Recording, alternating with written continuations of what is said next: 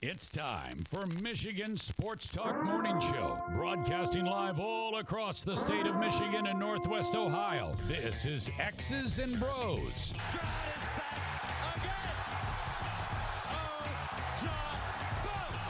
Swings it out to Sadiq Bey. Gets Benny in the corner. To Abdul-Rahman at midcourt. Extra pass. And it goes for the win. The three-pointer by Jordan Poole. Here's the give. Walker. Kenneth Walker. Touchdown. Smarty. Goff's got it. Back. Looks. Throws. Ends up. Yes. Caught. Touchdown to Detroit Lions. They did it. Amon-Ra St. Brown in the receiving end. Sends one to deep left center field. Back it goes, and that ball's out of here. A grand slam from Miguel Cabrera. He's got 2 goals. Larkin in on goal. Scores! His first career hat trick in his 7th season for Dylan Larkin. Here's your host, Anthony Bellino. Rise and shine, folks. Good Tuesday morning to you. It is the 7th day of March 2023. We welcome you here to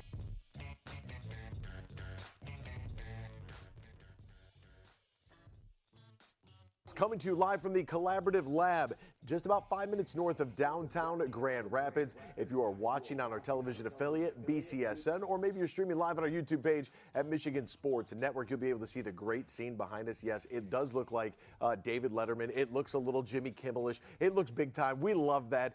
That's Danny. That's Ryan. I'm Anthony. Text the keyword and join the program at any time using the keyword Sports Radio. Send that to 21,000. Sports Radio to 21000. Meyer Supercenter guest line 248-951. 2176 248-951 2176. We're on Twitter at XB Mornings, Facebook, X's and Bros. And like I said, good morning to our television affiliates as well, BCSN, and streaming live on the old YouTube. You can find us all individually on Twitter. Danny Cahalan is a Dane in the studio. Ryan Elke is a RyanL_Key. And I'm Anthony Bellino at AAC Bellino. Gentlemen, good Tuesday morning to both of you. How are you this morning? Looking extra dapper, little side angle camera there, huh? Come on, what's going on over there? Anything good? Did we change our cameras for this? Yeah. I'm getting full side view. The more you look at Ryan, the more I can kind of see your face. Okay, well, now we switch cameras. Okay, you do have a switcher. All right, all I see is the side of your face, which is okay. I suppose it might be, a little bit more. There he is. There's a good wave there. A action-packed day in the sports world yesterday. A lot of strange things sort of happening. Of course, we had Pistons basketball last night. We're going to talk to Brian Boesch, Michigan's play-by-play broadcaster. What is going on with the University of Michigan? What's going on with those Wolverines? How in the world have we found ourselves from, hey, win one of the last two, maybe win a game in the Big Ten tournament, and everything's going to be fine, to get ready to break the glass, hit the red button, because things are happening rapidly, and we are in desperate need of some W's. And it might be at least 2 wins now in the Big Ten tournament. So we'll talk to Brian Boesch coming up at 6:35 about that. The coach, Kyle Barlow, he will join us. Did his GA years under John Beilein at the University of Michigan, currently an assistant at Ohio University. He'll stop by. We'll talk a little Big Ten tournament. We'll talk a little MAC tournament. I think he's going to want to talk a little NFL Combine, too, because, he's a sports fan. And the play-by-play voice of the Detroit Tigers, Matt Shepard, will join us at 8:35. So we'll be rocking and rolling all morning long. But first, let's get you all caught up with all the happenings across the world of sports. We'll do so right now in the headlines. Big news. I have a little news flash. Let's check the headlines. No, it's real news for once. The biggest stories of the local, regional, and national news. This is huge news. All right, folks, huge news in the world of quarterback play. Geno Smith agreed to a 3-year, $105 million deal with the Seattle Seahawks. I'm sorry, but does that seem a little high? 3 years, 105, includes $52 million in the first year. It's a lot of guaranteed money. They could have applied the franchise tag, which would have carried about $32.5 million on the price tag for quarterbacks in the upcoming 2023 season. Geno, 32 years old, one of the bigger surprises, got a Pro Bowl nod last season. We'll see what happens and how that kind of adjusts and maybe conflates the quarterback market and what's going to happen with Lamar Jackson out there in Baltimore. Ex-Raiders quarterback Derek Carr, he is on the move now. He's headed to New Orleans. He's going to sign with the Saints. He's got a deal that could earn potentially up to $150 million, includes $100 million in guaranteed money for this 4-year contract with the New Orleans Saints. It's a familiar offense. He's able to get out of Las Vegas where there's been a lot of dysfunction. He gets to go to a team that is primed at the pump, plus they have a division that is a little bit weaker right now as well. That could be a very nice fit for Derek Carr. Speaking of Lamar Jackson in those Baltimore Ravens, very, very interesting. The Ravens are going to use the franchise tag, but here's another wrinkle in the mix. This is the non-exclusive franchise tag, which is what they're looking at, which means they basically throw out the franchise tag on him, but don't have exclusive rights to him. So if a team, perhaps like maybe the New York Jets, who are in desperate need of a quarterback that can function and play the position, if they would like to match or raise that salary, they can. They can sign him to a long-term deal. It just will cost them 2 first-round picks. So this is very, very interesting. This non-exclusive franchise tag, something that it doesn't get used very often. Usually you're just franchised and that's it. You're done with it. But it'll be very peculiar to see if the Ravens are just using this as a ploy to make somebody else do the contract legwork here, or if they're going to let him walk and just kind of say, hey, the market's going to dictate what we believe you're worth. You're not going to get that Deshaun Watson type of money. So it is what it is. Either you're going to sign this franchise tag and play for 1 year, and we'll see what it is, around $32 million, or somebody will come in, they'll pay you, and will be compensated in return for that. So very interesting there. The Kansas City Chiefs will not be using the franchise tag on their left tackle, Orlando Brown. They're also expected to cut defensive end Frank Clark, a little cap casualty there. Cowboys will use the tag on running back Tony Pollard. I mean, you're going to use the franchise tag on Tony Pollard, which is going to be over $10 million for running backs. You're already overpaying Ezekiel Elliott. You're going to have like $30 million just in running backs. Ridiculous. What are they doing out there in Dallas? Colorado police are going to be investigating John Morant after his IG Live video.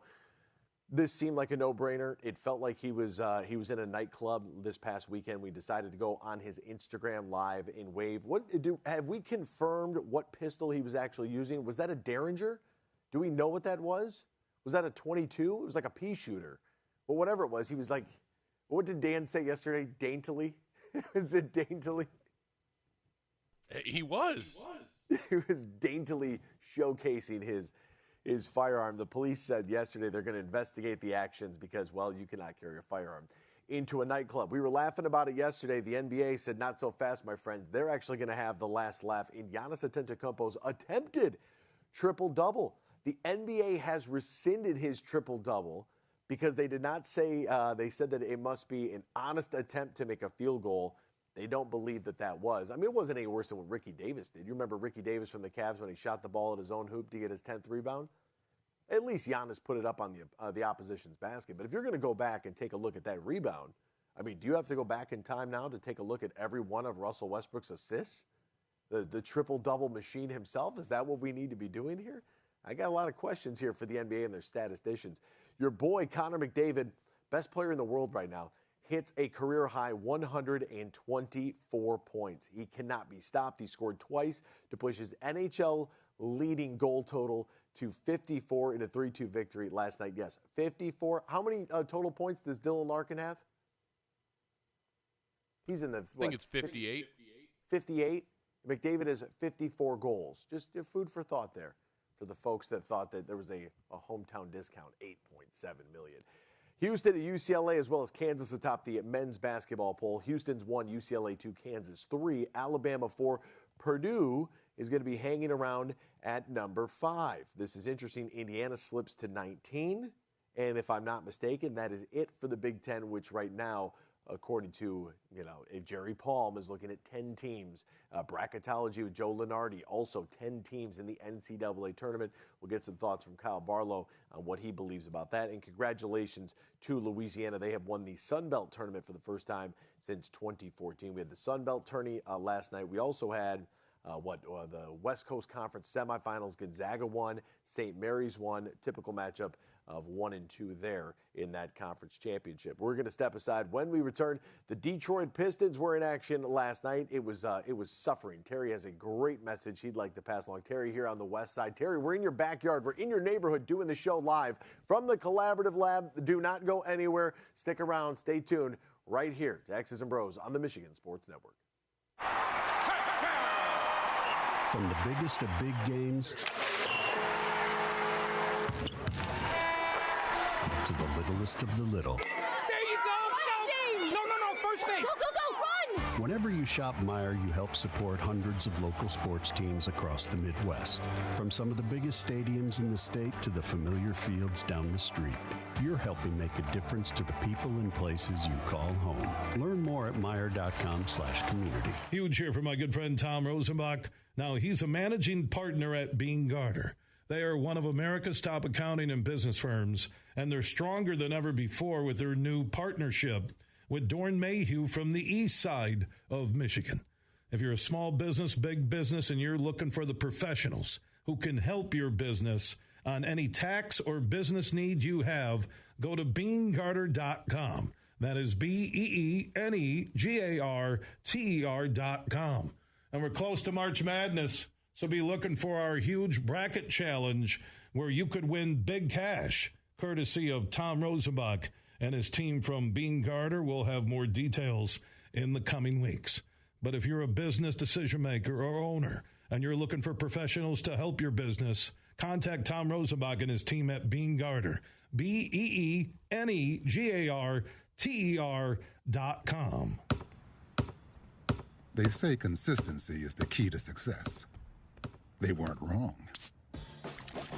So how about grabbing a beer that's consistently smooth, consistently refreshing, and consistently light? You might just find that the road to success can be pretty enjoyable. Michelob Ultra, the perfect balance of taste and refreshment, and only 2.6 carbs and 95 calories. It's only worth it if you enjoy it. Enjoy responsibly. Anheuser-Busch Michelob Ultra Light Beer, St. Louis, Missouri.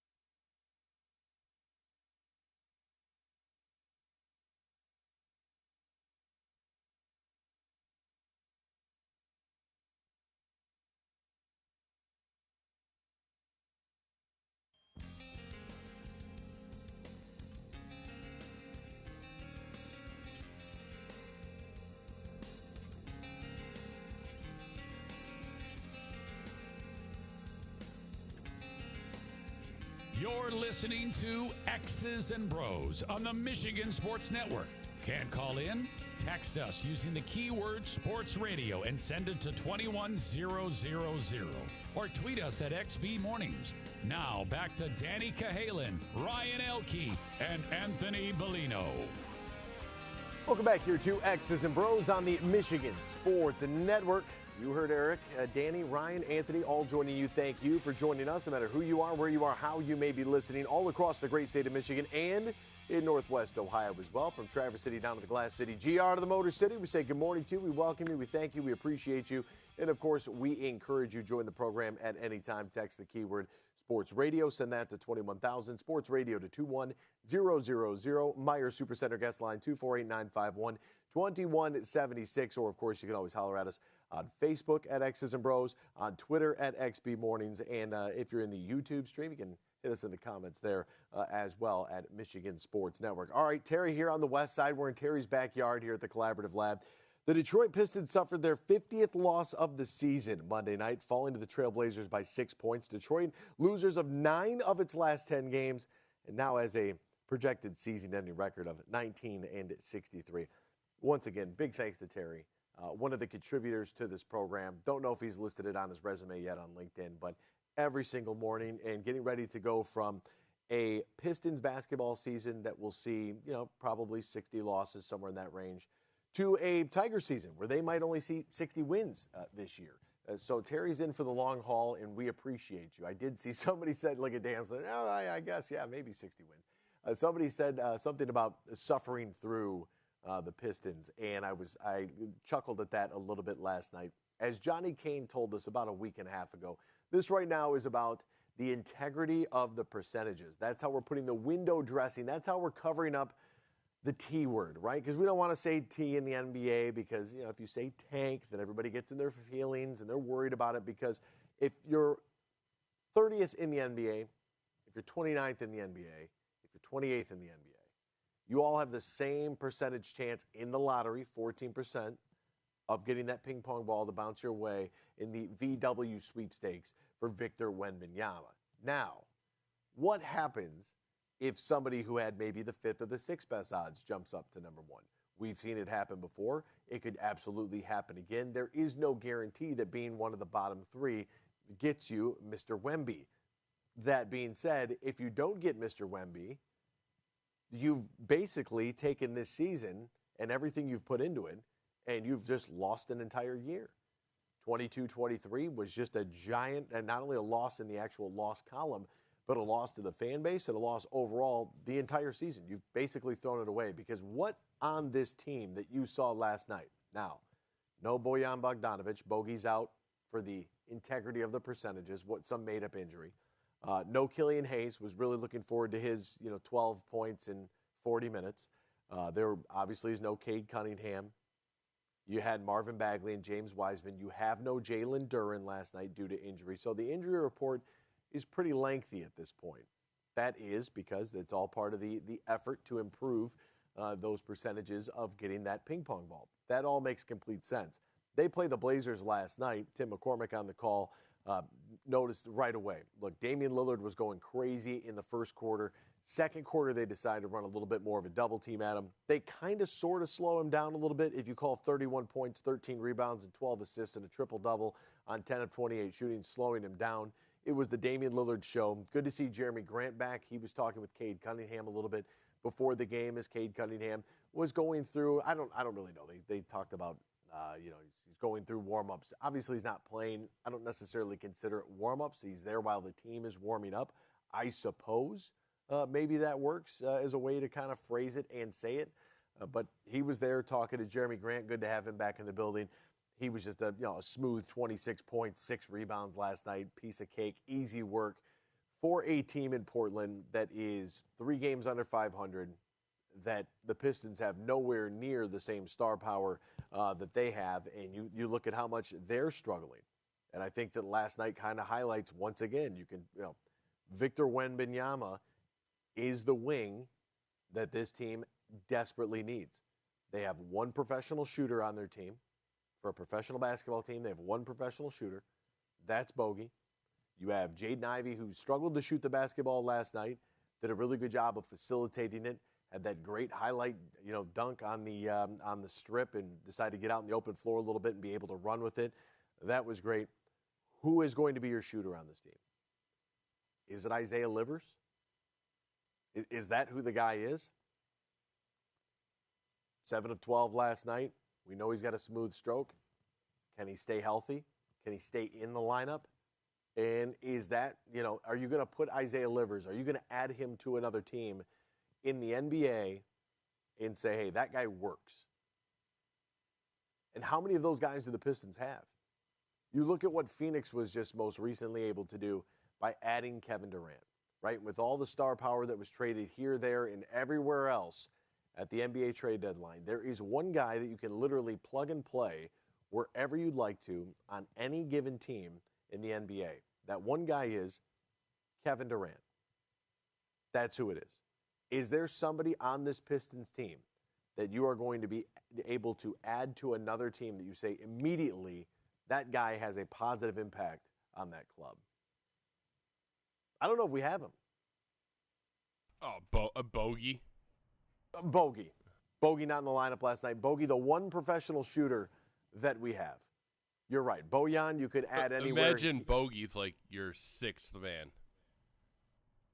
I'm sure the Lakers were imagining that all throughout the trade deadline. I'm sure Rob Pelinka was sitting back dreaming, I wonder if I could get Bojan, right, and what that would cost me.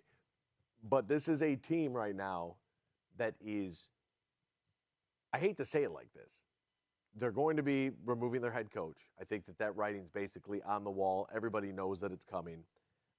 They are a team that has lost, 8 consecutive games. It's not getting any easier. You lose the first game out of your homestand, giving up a triple-double to Damian Lillard. Like, you're in trouble.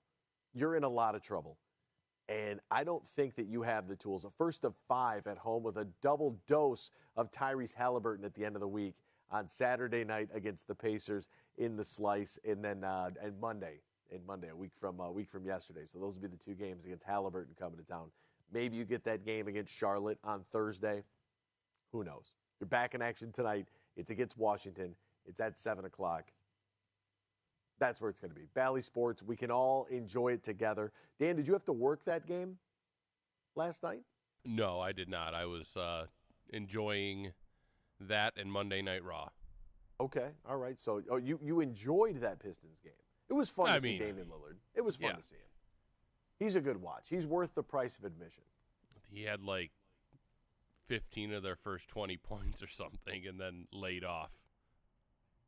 He was on fire, and Tim McCormick was like, they had to go at him with the double team. I love Tim. I felt like every time I turned that game on, it's like, oh, the Pistons got within 5. And then I blink oh, they're up 15 again. Can't understand it. It's like they were right within striking distance at halftime, too. They were right there. And then what happened? What happened? Poor start once again.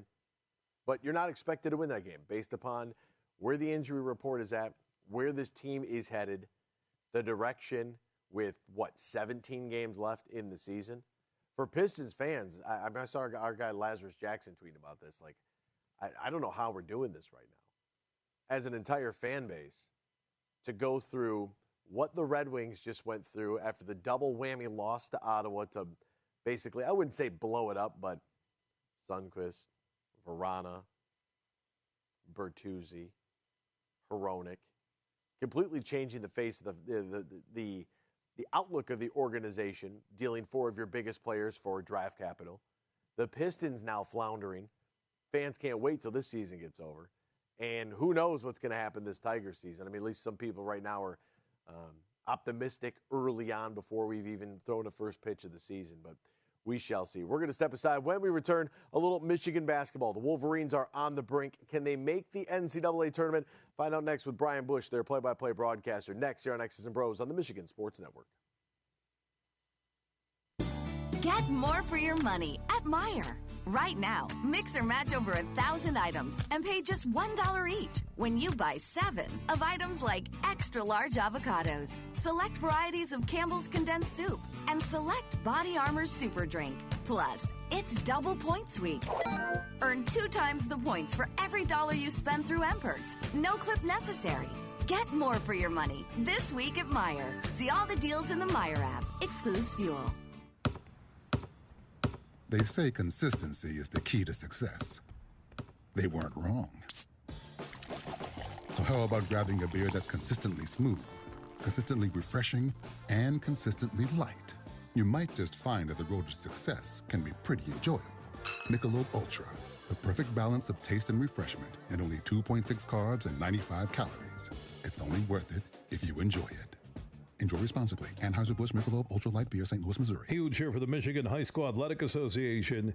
You can stay up to date on the latest from Lansing 24/7 at MHSAA.com,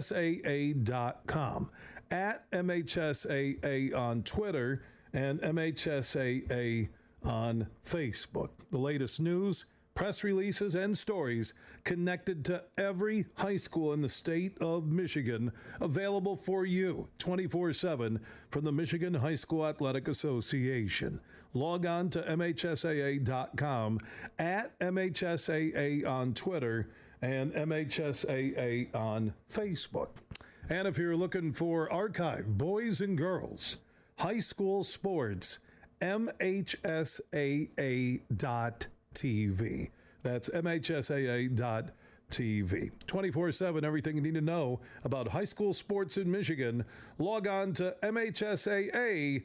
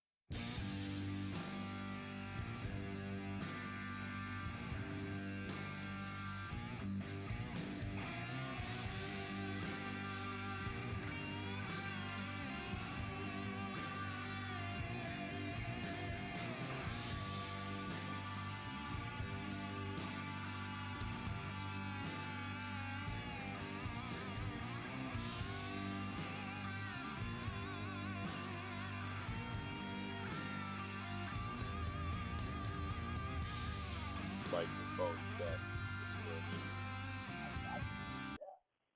I can also hear that.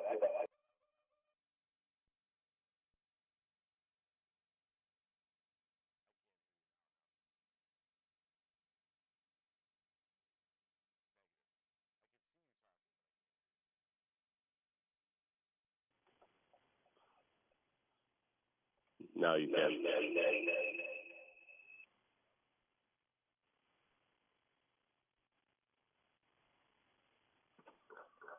One.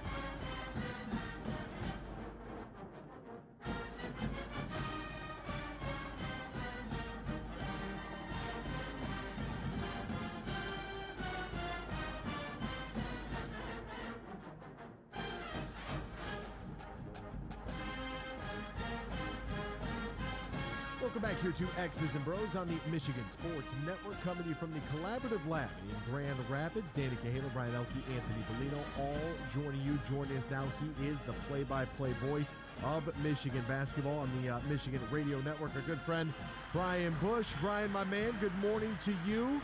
Some scary times for Wolverines fans. How are you, my man? How's life? How are things? Doing well, man. Appreciate you having me on here today, Anthony. And I'll tell you, obviously, two gut punch games. It's one of those things, right? The last three have been amazing, and obviously the regular season home finale against Wisconsin, an amazing high in this roller coaster season. Then you have those last two, but I'll tell you, it's the resilience of these 18 to 22-year-old kids. Because man, I'm exhausted after those two games. I know it was tough for both instances to lose that, but you know they're resilient and they're getting ready for Thursday and hopefully beyond. Yeah, it was incredible watching that game at Assembly Hall. You knew it was going to be hostile. The Illinois game, like, oh my goodness, I just like so close. In so many different games this season, Michigan has had a moment where they have had a lead, and I saw. I think Dylan from Hoops was tweeting about it during the Indiana game, and he was like, this is the 4-minute stretch right here. It was right around the 12-minute mark in the second half. He's like, this is the 4-minute stretch. Either Michigan's going to close Indiana out or they're going to allow them to get back in this game, and you know who knows what happens from there. And they allowed them to get back in the game. And so many times I really thought that we've seen games that have been basically a microcosm of what Michigan hoops has been this year. They start off running a great play the very first possession there against Indiana. They get a good feed down to Hunter. Here comes the double team. He kicks to Kobe. Kobe extra pass to Jet 3-pointer. I'm like, let's just run that every time down the floor. We'll score 180 points, right? This is awesome. And then the offense just doesn't do anything for 10 minutes, and then they turn it on at the end of the second half, and it's like, what in the Dr. Jekyll, Mr. Hyde is happening here? Yeah, I mean, the first, 11, 12 minutes of the Indiana game was rough. I mean, Michigan came out slow. Nothing was falling. Indiana didn't play particularly well, in my opinion, during the first, quarter of that game. And yet, you're down double digits. And, of course, we all knew going into this that if you want to have realistic designs on an at-large before Chicago in the Big Ten tournament, you had to find a way to get it. And, you know, the battle back that they showed, Hunter Dickinson was awesome down the stretch in the first half. And then, obviously, you come out in the second half and you're leading by 12. And there was an uneasy feeling. I mean, Indiana had just gotten pummeled at home by Iowa on Tuesday. Indiana, to me, may have peaked 3-4 weeks ago. There's some of that uneasiness in Bloomington, and then you can't finish the deal. You can't, smack a team when it's down and get the job done. And it's frustrating because, I made this point to somebody, if you just played out the 1,200 something minutes of the season all at once. I mean, Michigan, its efficiency numbers, how it's played, just the overall totality of it, I think they'd be a top 4 team in the Big Ten. But those last few possessions of each game, they matter more. If you bottle them all up and put them into the vat with everything else, it all looks equal in the in the spreadsheets. But man, you have to find a way. And this team, they had 3 potential game-winning shots in 2 hostile environments this past week. You got to find a way to make one, and that's why they're sitting where they are with a ton of talent, wondering what could have been, and they got one potential out card this week to go to Chicago and have to get multiple wins and maybe more than that. Brian, all season long, I've been reassuring the Michigan faithful that are that for God knows what reason follow me on Twitter, and my account is a Doug McDaniel, Terrace Reed fanboy account. Like, it's dumb. I love these 2 kids. I was interested in Doug because Doug never seems to talk at all. He just kind of nods his head and just kind of has this look on his face. And I wasn't sure what we were going to get out of him. He's a smaller guy. Jalen Llewellyn was going to be the starter. Well, guess what? Llewellyn gets hurt and Doug is thrown into this. And I'm like, okay, what either this kid's going to rise up and learn how to play point guard at high major hoops level right away, as in overnight, or this is going to be an absolute disaster. And Doug has been what I think is phenomenal all season long. Sure, he didn't shoot it great against Indiana, but I don't know what a fan could ask of him that he hasn't provided. He's limiting turnovers. He's good defensively. He's figured it out. And I look at him, I look at his numbers. Call me crazy, but I really do feel like this is a guy that we needed stability at the point guard position. We needed somebody who's going to be here for 4 years. I think that we might be looking at maybe a smaller version of a Derek Walton Jr. And some people look at me and go, excuse me? And I say, hey, look at the numbers. I mean, he's right there as a freshman who this was not expected of him. This is because they put this on his shoulders because of necessity, and he has risen to the occasion. Yeah, I mean, take out the last, 3.5 weeks. If you would have been told when Jalen Llewellyn tore the ACL against Kentucky in London that the form that we saw of Doug McDaniel on, say, February 8th, right? If that would be where he would get to 2 months later after that injury, you would have taken that 10 times out of 10. And then the strides he has made in the last month and become, I think, an upper echelon point guard in the Big Ten, a guy who doesn't seem like a freshman. Yeah, he's going to make his mistakes, but he is a high usage player now. He's been tremendous. Where this has gone is more than anyone could have realistically hoped for. Michigan would still benefit by having Jalen Llewellyn on this team because I think we'd be able to give Michigan, that 10 to 15 minute veteran presence off the bench. But that's not the option, right? McDaniels had to go out there. Dude's averaging 42 minutes a game over the last 5. 42 minutes a game over the last 5. He's a freshman. And when you talk about, again, at a program like Michigan, with what they've been able to do over the last, 12, 13 years, talking about next year in the middle of a season, that shows you that it hasn't lived up to its potential, and Michigan has a chance to, that they've got their get-out-of-jail-free card with the Big Ten tournament potentially coming up. But when you look at the McDaniel and Reed foundation that this program has, 2 guys who, because of, in Doug's case, his height, and in Reed's case, his inability right now to shoot from outside, these are guys who are likely to be long-term college players. That does not mean that they can't or won't have success in the NBA, but you look at guys like Jet and Kobe who have kind of the NBA measurables that have them in mock drafts as first-round picks. That's not what Doug and Terrace will have this year and probably next year and maybe even the year after that. Those are rare. Those are tough to come by. And for Michigan to have those 2 guys and to get them the experience that they've gotten, that more than anything else, Michigan, if they're able to sneak in the tournament, yeah, of course they'll be, very unlikely to go win the whole thing. But I'd love to see those 2 young men in particular get the experience of playing in the tournament, because I think as soon as next year, both of those guys could be all Big Ten performers and a foundational part of a Michigan program that let's face it, they've had to kind of be fluid with the roster, right? 2 one-and-dones last year in Caleb and Musa. Frankie Collins flashed potential, and then he left for Arizona State. Multiple grad transfer point guards. Like, there hasn't been many of those guys.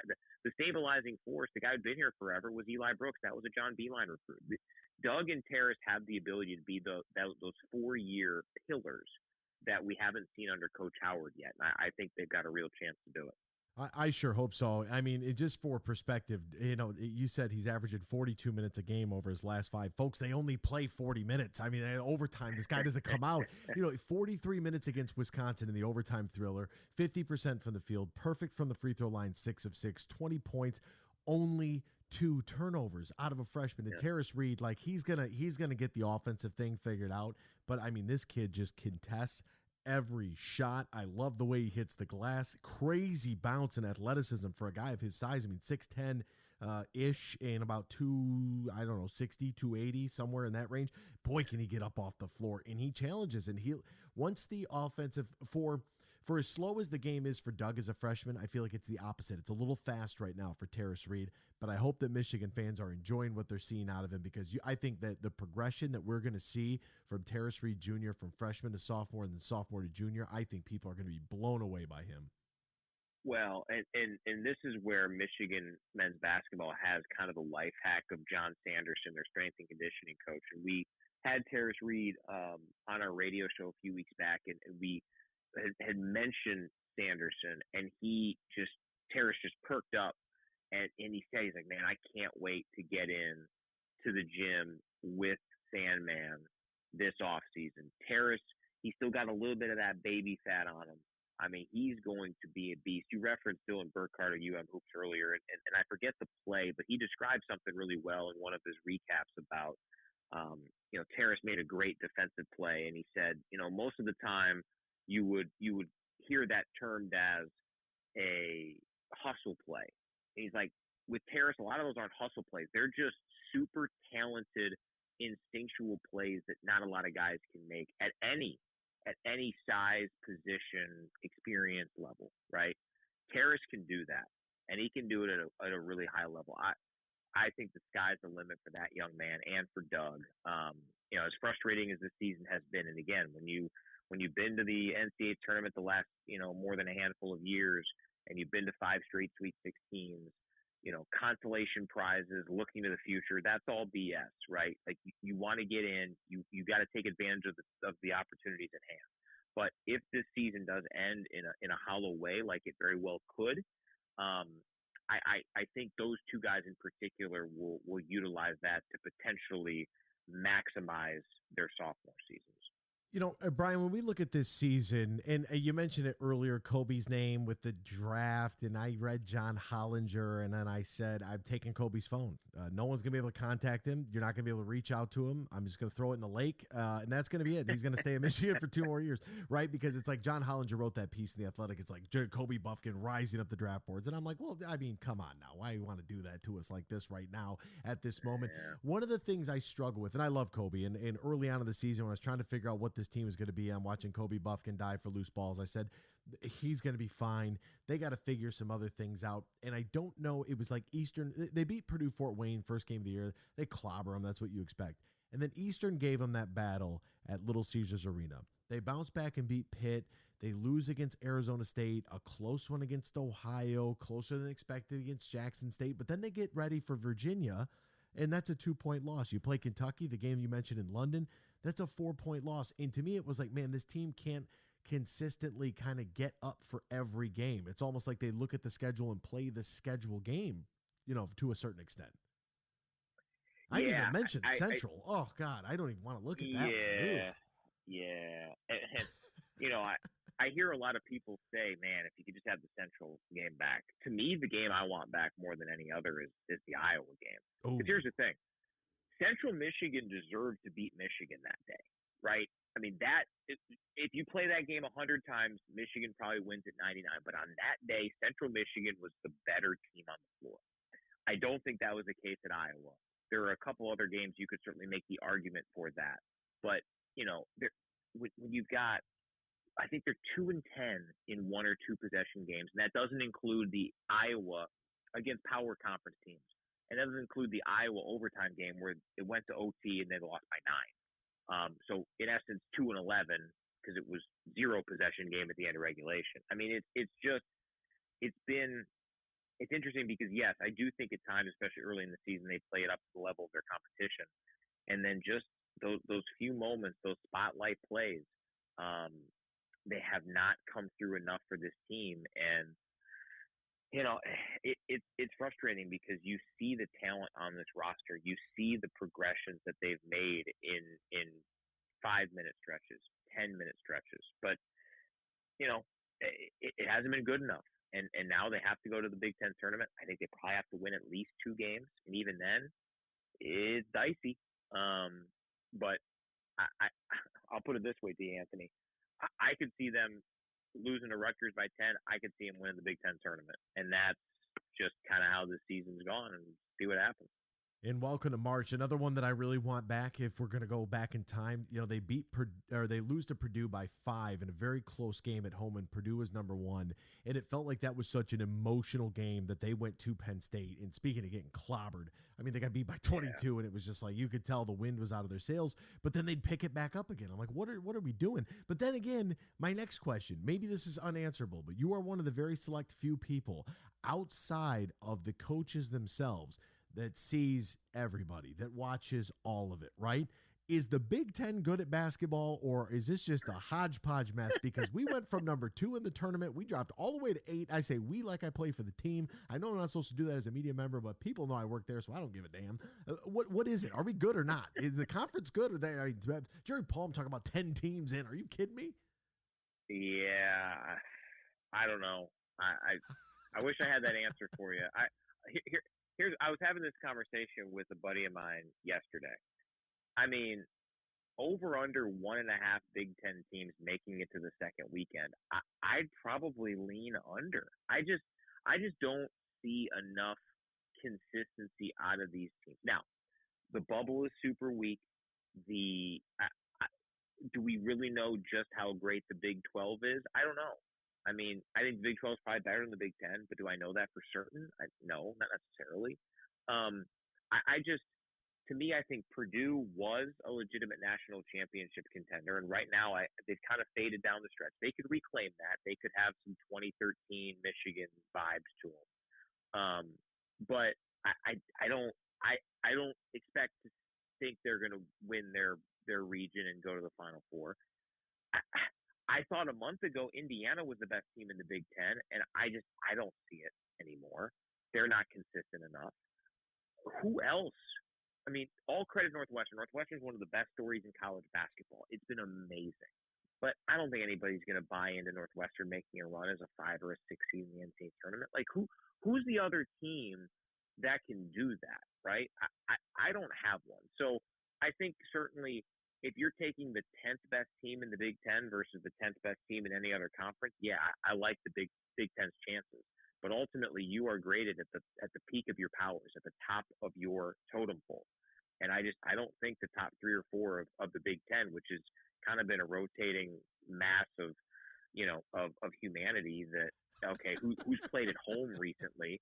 That top 4 versus Big 12, even ACC, certainly the SEC, I don't see it. Oh, man. I mean, when you said mass of humanity, that's the first thing. It's a jumbled mass of humanity up there at the top. It's like musical chairs, 2 through 10. Like, at any given night, somebody would just. Well, remember on Sunday, going into that game, Rutgers hosting Northwestern. Northwestern won, so they earned the 2 seed. Had they lost, they would have been the 9 seed. How is that possible?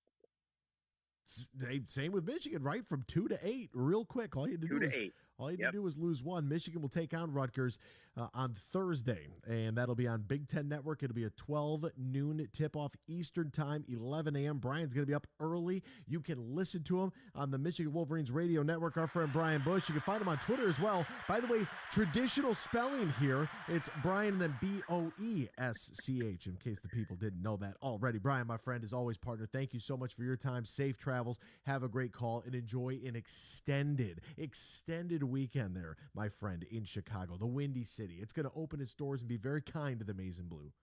I sure hope so. Appreciate it. Keep up the great work, Anthony. Huge here for my good friend Tom Rosenbach. Now, he's a managing partner at Br0's.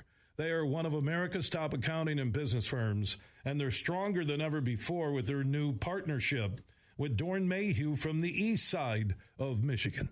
If you're a small business, big business, and you're looking for the professionals who can help your business on any tax or business need you have, go to BeanGarter.com. That is BeanGarter.com.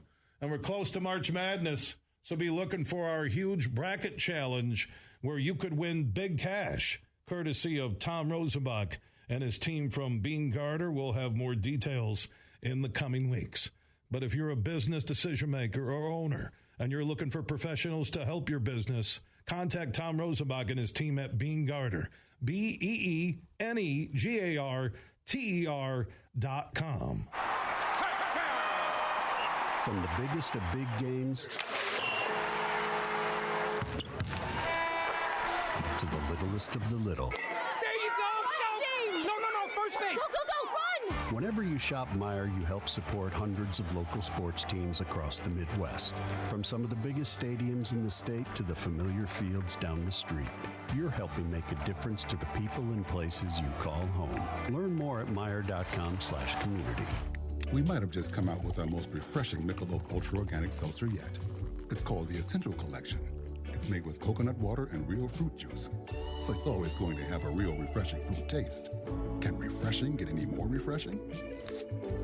Yep, it can, and it just did.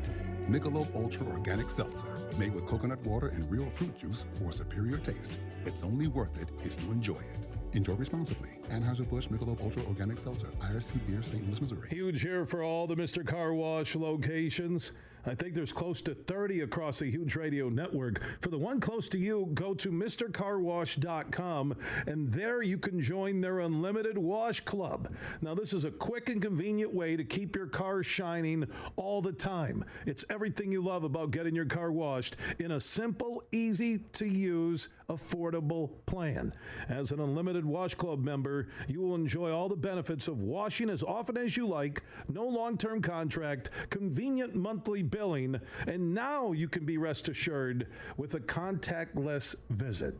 So go to MrCarWash.com right now, sign up for their Unlimited Wash Club Pass, and that means you can get your car washed at any Mr. Car Wash location across the Huge Radio Network or anywhere in America. And for the location close to you across the Huge Radio Network, you can also log on to MrCarWash.com.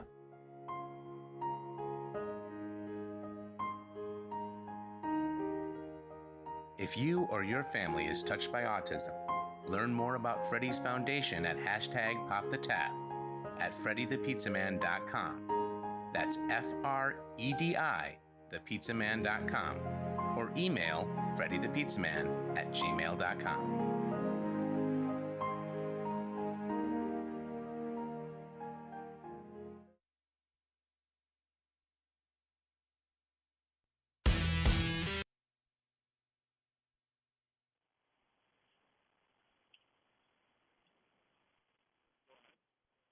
Hey, 1, 2. Calling in. How's that sounding? Yep. Testing 1, 2. Testing the call-in call. Check 1, 2. I mean, I can hear just 1, fine. 2. Yeah. Yeah. There we go. Okay. Awesome. Cool. Thank you. Thanks, Hannah. Go team.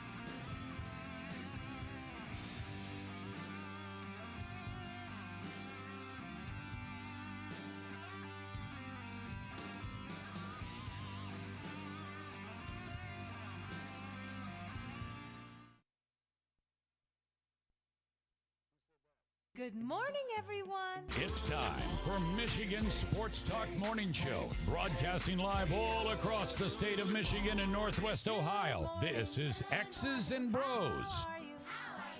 Good morning. Good morning. Good morning. Good morning. Good morning. Good morning. It's a good morning. Wake up to a brand new day. Hello. Good morning. Good morning, Vietnam! Here's your host, Anthony Bellino.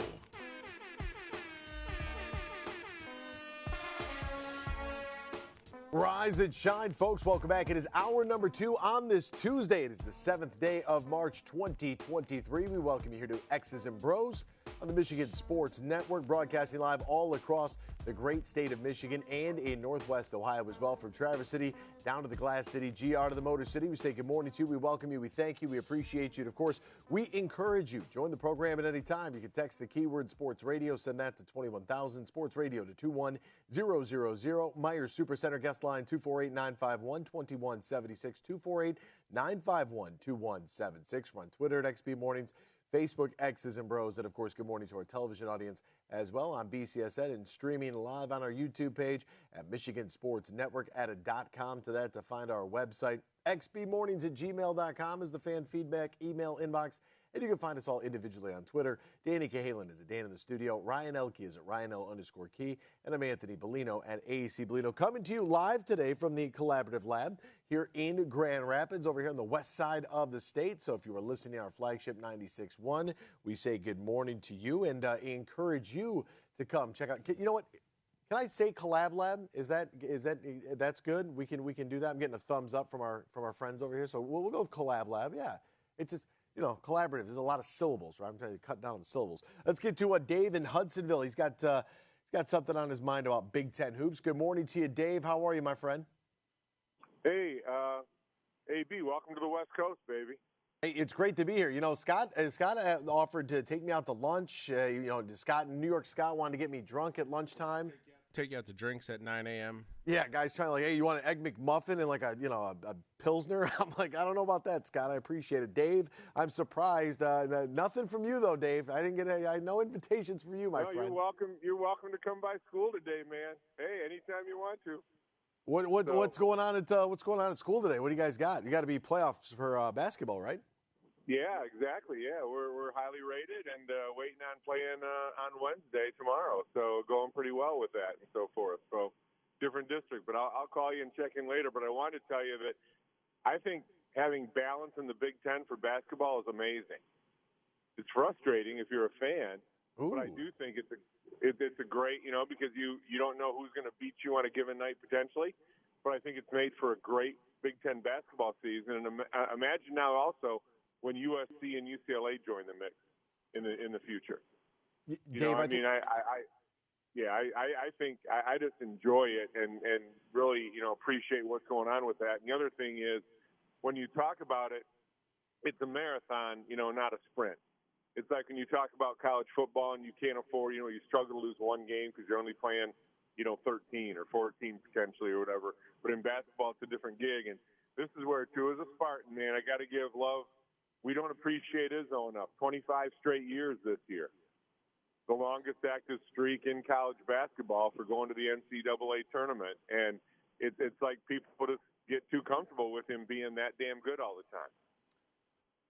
And even they do take greatness for granted. I'm glad you brought that up about the Big Ten basketball season, Dave, because as you mentioned, it is frustrating as a fan because on any given night your team could get whacked by 15 points. But on the other hand, compare it to football, right? And I feel like a lot of times we overlook the college basketball season. People are just such in a hurry to get to March, but yet they want to tell me how great the first month of the college football season is. I'm right there with you, Dave. I think it's been a fantastic season. If you're a fan of hoops, if you're able to separate your Michigan or Michigan State fanhood from what we've seen in the Big Ten, I think it's been fabulous to watch.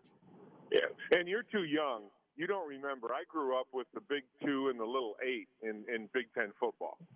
You know, that was right in my wheelhouse. What do you mean I'm too young? I barely remember the 60s, though. That was a tough decade for me. But after 1970, I feel good.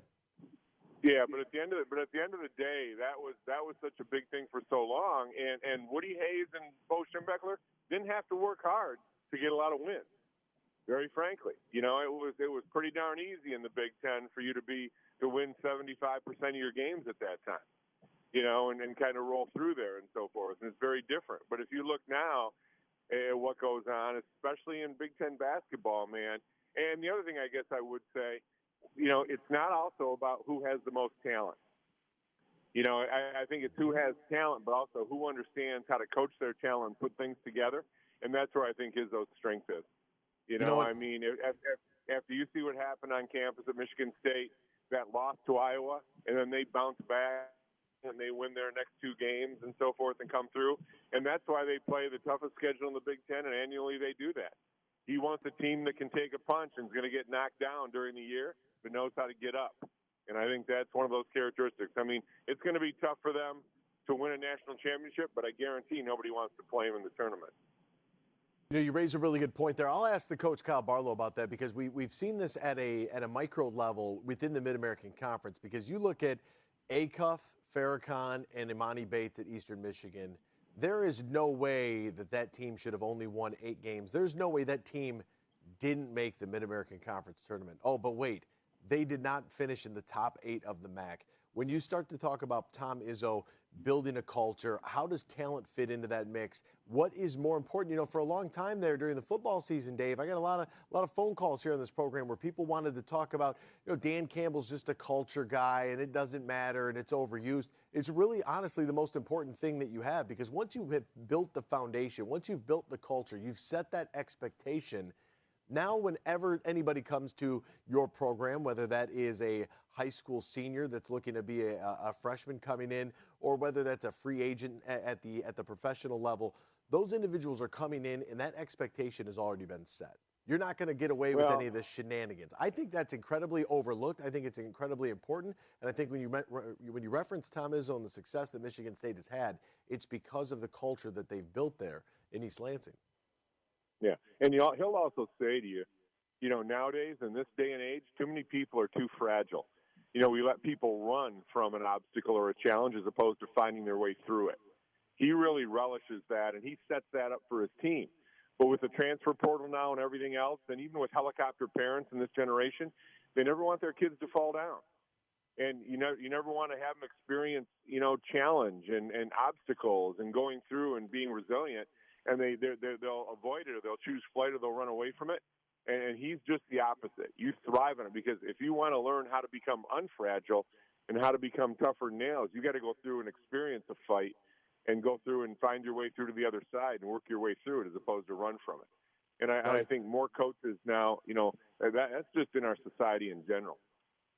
I think you're absolutely right. Dave in Hudsonville, my friend, I appreciate the call. Best of luck to your high schoolers who are going to be competing at your school for the next round of the high school tournament, man. It's very, very exciting, partner. Thanks, AB. Have a good one, man. All right, brother. Be good. It is I had one of my little ones he's a sophomore right now. They just won their game on Monday night. They'll play again tomorrow night. They'll be at Erie Mason from Monroe St. Mary Catholic Central. I got my Falcon coffee cup here. By the way, for our folks here in the Collab Lab, I decided to pull up the YouTube page. Now I can't stop staring at it. People want to know. They're like, oh, you guys got a new studio. I feel like Jimmy Kimmel. Like, this is great. I mean, look at this backdrop. Behind me, in real life, if you like see that building, you make a left, there's like a pizza place over there. You got giant pizzas, New York slices, like super extra large. There's a patio. Couldn't tell you the name. It was late. It was like 2, 3 in the morning. It was pizza involved. I'm just telling you, it was really good. All right, we're going to step aside. When we return, we'll get to some text messages that are coming in right now. So we'll get to that. We've got a quarterback bonanza taking place in the NFL. Not necessarily the first domino, but the first domino to fall. How does that affect the Green Bay Packers, Aaron Rodgers, Freddie's New York Jets? Oh, my goodness. Derek Carr signs in New Orleans. How does this shift the quarterback market? We'll get into that next here on X's and Bros, coming to you live from the Collaborative Lab in Grand Rapids here on the Michigan Sports Network. The new M-Perks is here. Reward yourself with dollars off your purchases, fuel rewards, and more at Meijer. Earn 10 points on nearly every dollar you spend when you shop in-store or on Meijer.com. Then use your points to claim and redeem rewards any way you want. Plus, earn points for every qualifying prescription filled at your Meijer pharmacy. Download the Meijer app to sign up, or if you're already using M-Perks, start earning points and saving today. Save more with M-Perks. Exclusions apply. See Meijer.com to learn more. Imagine this, winning big at Soaring Eagle. Get nothing but nets and win up to $15,000 cash. It's the $100,000 Hoop to Win every Saturday in March, 6 to 11 p.m. Shoot to win each week. Then on March 25th, players compete for up to $15,000. The $100,000 Hoop to Win giveaway. Only at Soaring Eagle Casino and Resort. Your getaway. Reimagine. Visit SoaringEagleCasino.com for complete rules and details. Huge here for my good friend Tom Rosenbach. Now, he's a managing partner at Garter. They are one of America's top accounting and business firms, and they're stronger than ever before with their new partnership with Dorn Mayhew from the east side of Michigan. If you're a small business, big business, and you're looking for the professionals who can help your business on any tax or business need you have, go to BeanGarter.com. That is BeanGarter.com. And we're close to March Madness, so be looking for our huge bracket challenge where you could win big cash, courtesy of Tom Rosenbach and his team from Bean Garter. We'll have more details in the coming weeks. But if you're a business decision maker or owner and you're looking for professionals to help your business, contact Tom Rosenbach and his team at Bean Garter. BeanGarter.com.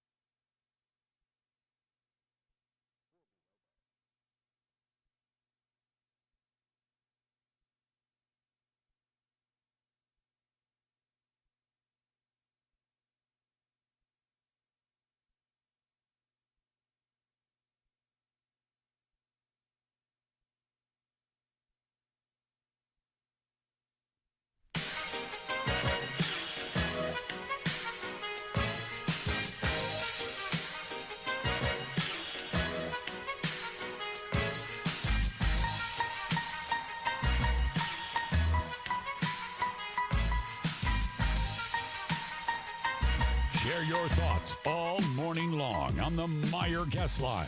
Call 248-951-2176. That's 248-951-2176. Now, back to Danny, Ryan, and AB. Welcome back here to X's and Bros. Dan, I'm telling you what, that song is just booming right now in the studio. What a great way to start the day. You went right after my heart, didn't you? Yes, you did. Look at you smiling over there. I can see it. Welcome back here to X's and Bros on the Michigan Sports Network. Danny Galen, Ryan Elke, Anthony Bellino, all joining you. Thank you for joining us. The coach, Kyle Barlow, he will be joining us very shortly. Got a message here from Brian in Howard City. How in the world did Caleb Williams, that is, from USC, not win the Heisman Trophy? And he's not one of, how did he win the Heisman Trophy? And he's not one of the top 5 quarterbacks on people's draft boards currently. What a joke. Well, he would be more than likely probably 1 or 2, but he's just not eligible yet. Remember, you have to be 3 years removed from high school, so you have to basically complete your redshirt sophomore or complete your junior season before you are eligible for the NFL draft. That's why Caleb Williams, who did his first year at Oklahoma, Lincoln Riley moves from Oklahoma to USC. Caleb Williams follows him. USC has a bunch of success. He wins the Heisman. Guy runs around on the horse, rides around, not runs. You would ride on a horse, not run on a horse. He's got the Trojan sword. Everybody's having a great time. Rose Bowl has more than 12 fans in it. Everybody's having fun. Not the Rose Bowl, but the Coliseum. That's what I was trying to think of. All right, it is hour 2. Dan, Ryan, are you guys ready for this? Because typically this would come from my end here. But today, because we're coming to you from the Collaborative Lab here in Grand Rapids, you see, if you're not watching on BCSN or the YouTube stream, I highly encourage you to check it out. I feel like Jimmy Kimmel up here right now. I feel like The Herd with Colin Cowherd, but younger and better looking. But are you guys ready for a little hour 2, segment 2, a little Lions trivia? I don't know if you guys are ready. Dan, are you ready? For Lions trivia. I'm trying to get the music queued up. I'm trying to get the music He queued wasn't up. ready. He wasn't ready. He wasn't. It's okay. That's why I was like, you know what? If it's not coming from this end here, you know, these guys probably aren't going to be ready for it. We could just skip it today. No, I was prepared. I have Lions trivia for you. So I did find a trivia question yesterday, and I was like, well, who knows how it'll all work out. So maybe I'll just hold. I run Lions trivia a little bit different than you. Really? I just put in the Google search Lions trivia and click on the first link. So. Okay. Here we go. Cue the music. We love it. Lions trivia for today. Lions, the animal, eat about blank pounds of meat per day. Lions, the animal, eat how many pounds of meat per day? Well, it's got to be on an average because it all depends on how much you're killing, right? You're not just going to go out there and grab 6 gazelles a day. There wouldn't be a population. Well, what are they talking? Are they talking captive lions? No, we do lions in the wild, right? It just says lions. All right, I clicked the first Just link. says lions. See, I had a good one about the Portsmouth Spartans, the actual lions. I'm talking about actual lions. 100 pounds a day. That's not much. 47 pounds a day. And you would eat a lot. Lions eat about 18 pounds of meat per day. It'd be like a human eating more than 70 hamburgers. Double bacon cheeseburger doesn't sound terrible right now. I know it's early. It's only 7:21, but we've all been up for 12 hours, so why not? That's it? 18 pounds? 18 pounds. That's it. I mean, then, you got 18 pounds a day. You got 7 days in a week. So, yeah, I mean, You hit about the week average. Yeah, I had about the weekly average. I felt confident about that. Because, you know what 100 pounds of meat looks like? No, but I'm sure you do. Mr. Butcher. It's really not that much. All right, I know that our good friend Freddie is he's probably gonna turn the radio off or swerve or throw his phone out the window when I say this. But Derek Carr has signed with the New Orleans Saints. Now, why does this matter to anybody in this area? Well, first off, it's big news because the New Orleans Saints are playing in a division that is absolutely ripe for the taking. When you look at the NFC South as a whole, the worst division in football last year, Tom Brady has moved on from Tampa Bay. New Orleans didn't have a quarterback. Carolina tried to blow it up, but then was kind of competitive, so we don't really know exactly what they're going to do. And Atlanta, what exactly are they doing? Nobody knows. The worst division in football. Just got a quarterback, Derek Carr, coming over from Las Vegas. Las Vegas, prior to that, Oakland, a lot of dysfunction, right? When you look at how the Davis family has kind of run things there into the John Gruden, hey, let's investigate the Washington Redskins at the time, then football team, now Commandos. Let's investigate them. We'll find these emails from John Gruden. He's going to make some comments about Tampa Bay's ownership.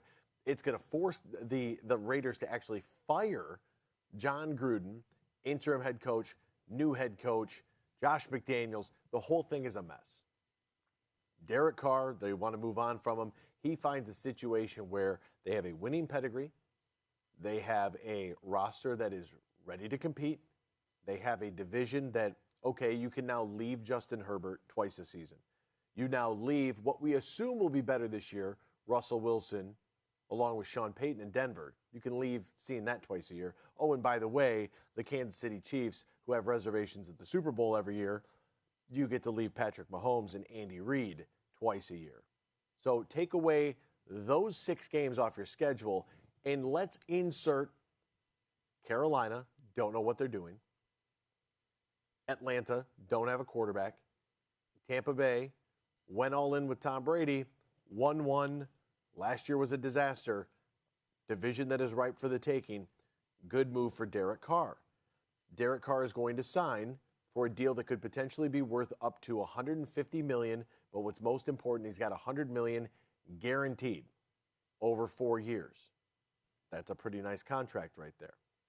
Derek Carr is now off the table. Jimmy Garoppolo has been rumored that maybe it will be Jimmy G connected to Las Vegas. So Las Vegas would be off the table. That leaves you with a non-exclusive franchise tag, potentially for Lamar Jackson in Baltimore. That leaves you with Aaron Rodgers. What is Aaron Rodgers going to do? How much longer is Green Bay going to put up with this nonstop saga every offseason that is basically a drawn-out soap opera? What are the Jets willing to give up in order to get Aaron Rodgers today? That's the question. Because the Jets are going to move on from Zach Wilson. I know that some of our listeners have this attachment to Zach Wilson because he got chased around with a broomstick while he was running around in his underwear and completed a 70-yard pass during his pro day. We understand that. That's not real football. It's not going to work out. They better find a quarterback, and they better have an offense that is ready to compete because, look, you have Garrett Wilson on one side, you have Sauce Gardner on the other. You've done a pretty good job of drafting, but you whiffed incredibly hard on the quarterback position. Yes, Freddie, Zach Wilson is done. It's a wrap. It's over. They're moving on from him. The question is, can they get Aaron Rodgers? Because they would immediately take him in a heartbeat. It sounds like the Chicago Bears actually want to stick with Justin Fields. Stick with Justin Fields, move out of the number 1 spot in the draft for a team that needs a quarterback. Would somebody be willing to come up for a Bryce Young? Will Levis being mocked to the Colts?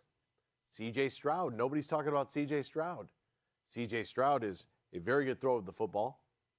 C.J. Stroud is an adult, right? He's grown up. He's a developed quarterback. I like C.J. Stroud because C.J. Stroud doesn't say much, right? The only time he ever says anything is complain about being sick when he loses to Michigan. I would hold that against him. People want to know about his competitiveness. C.J. Stroud, the one guy nobody's talking about. Are the Jets in play here to either A, go after Aaron Rodgers, or B, make the moves necessary to try to climb in this draft in order to get one of these quarterbacks?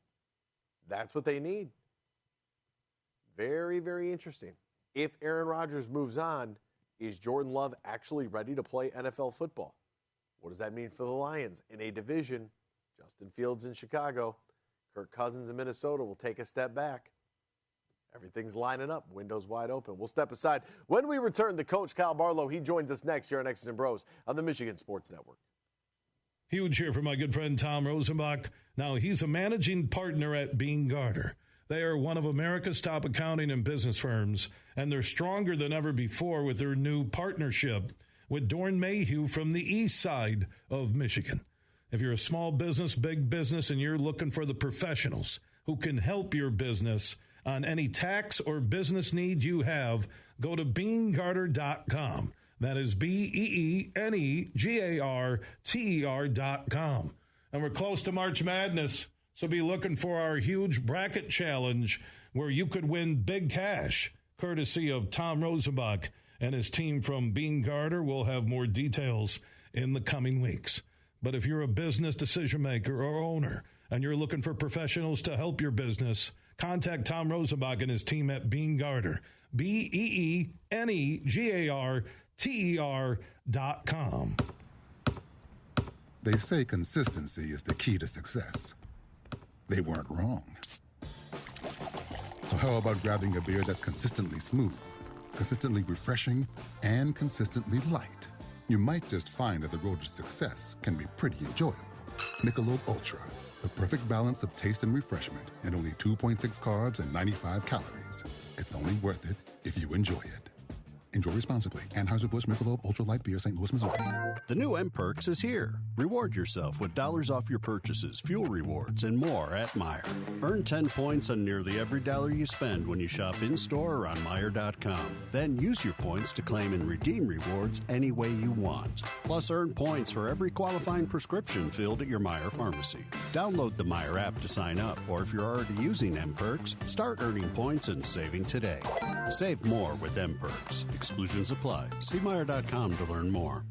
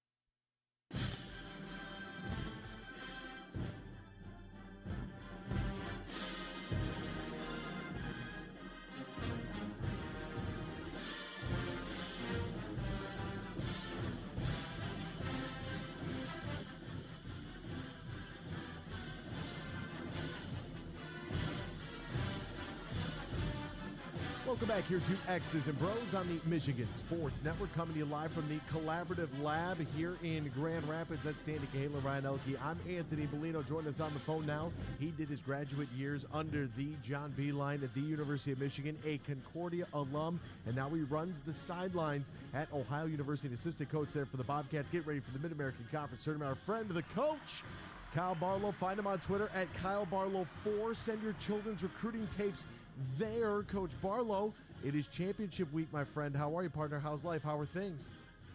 Championship week, man. Ain't nothing like it. Ain't nothing like March Madness. And then how about 3 weeks of this month-long festival that Jim Nance puts in? And then you get a little more Jim Nance after that. Actually, 4 weeks, including conference tournament. Then you get more Jim Nance after that because he does the Masters. And whoa, how good the Masters are going to be this year with the live guys, too. We got Cam Smith saying, oh, I might drop by the PGA Championship, kind of by my hometown.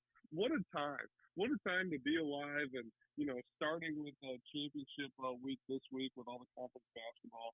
But then you also got the combine, man, the boys in pajamas, as our head coach would say, Dan Campbell, the old ball coach would say, running around in pajamas. Who doesn't love the Underwear Olympics? Players Championship this weekend, the 9th through the 12th. This is a very, very big time for sports. And we had the SoCom Championship last night, the West Coast Conference in their semifinals. The Mid-American Conference will pick up here on Thursday. That's where you will be, and we will get to that. But you mentioned the Underwear Olympics, and Coach Barlow, I talked about this yesterday. You're a big football guy. I'm a big football guy. You're a Detroit sports guy. Anybody with this crazy idea that the Lions are going to spend either one of their first-round picks, either 6 or 18, on Florida's former quarterback, Anthony Richardson, I don't know what to do with these people, but I need to send them into orbit. We're not going to do that. That is a terrible plan. Can jump high, Bellino. It doesn't matter. It doesn't matter. What do you mean? It doesn't matter.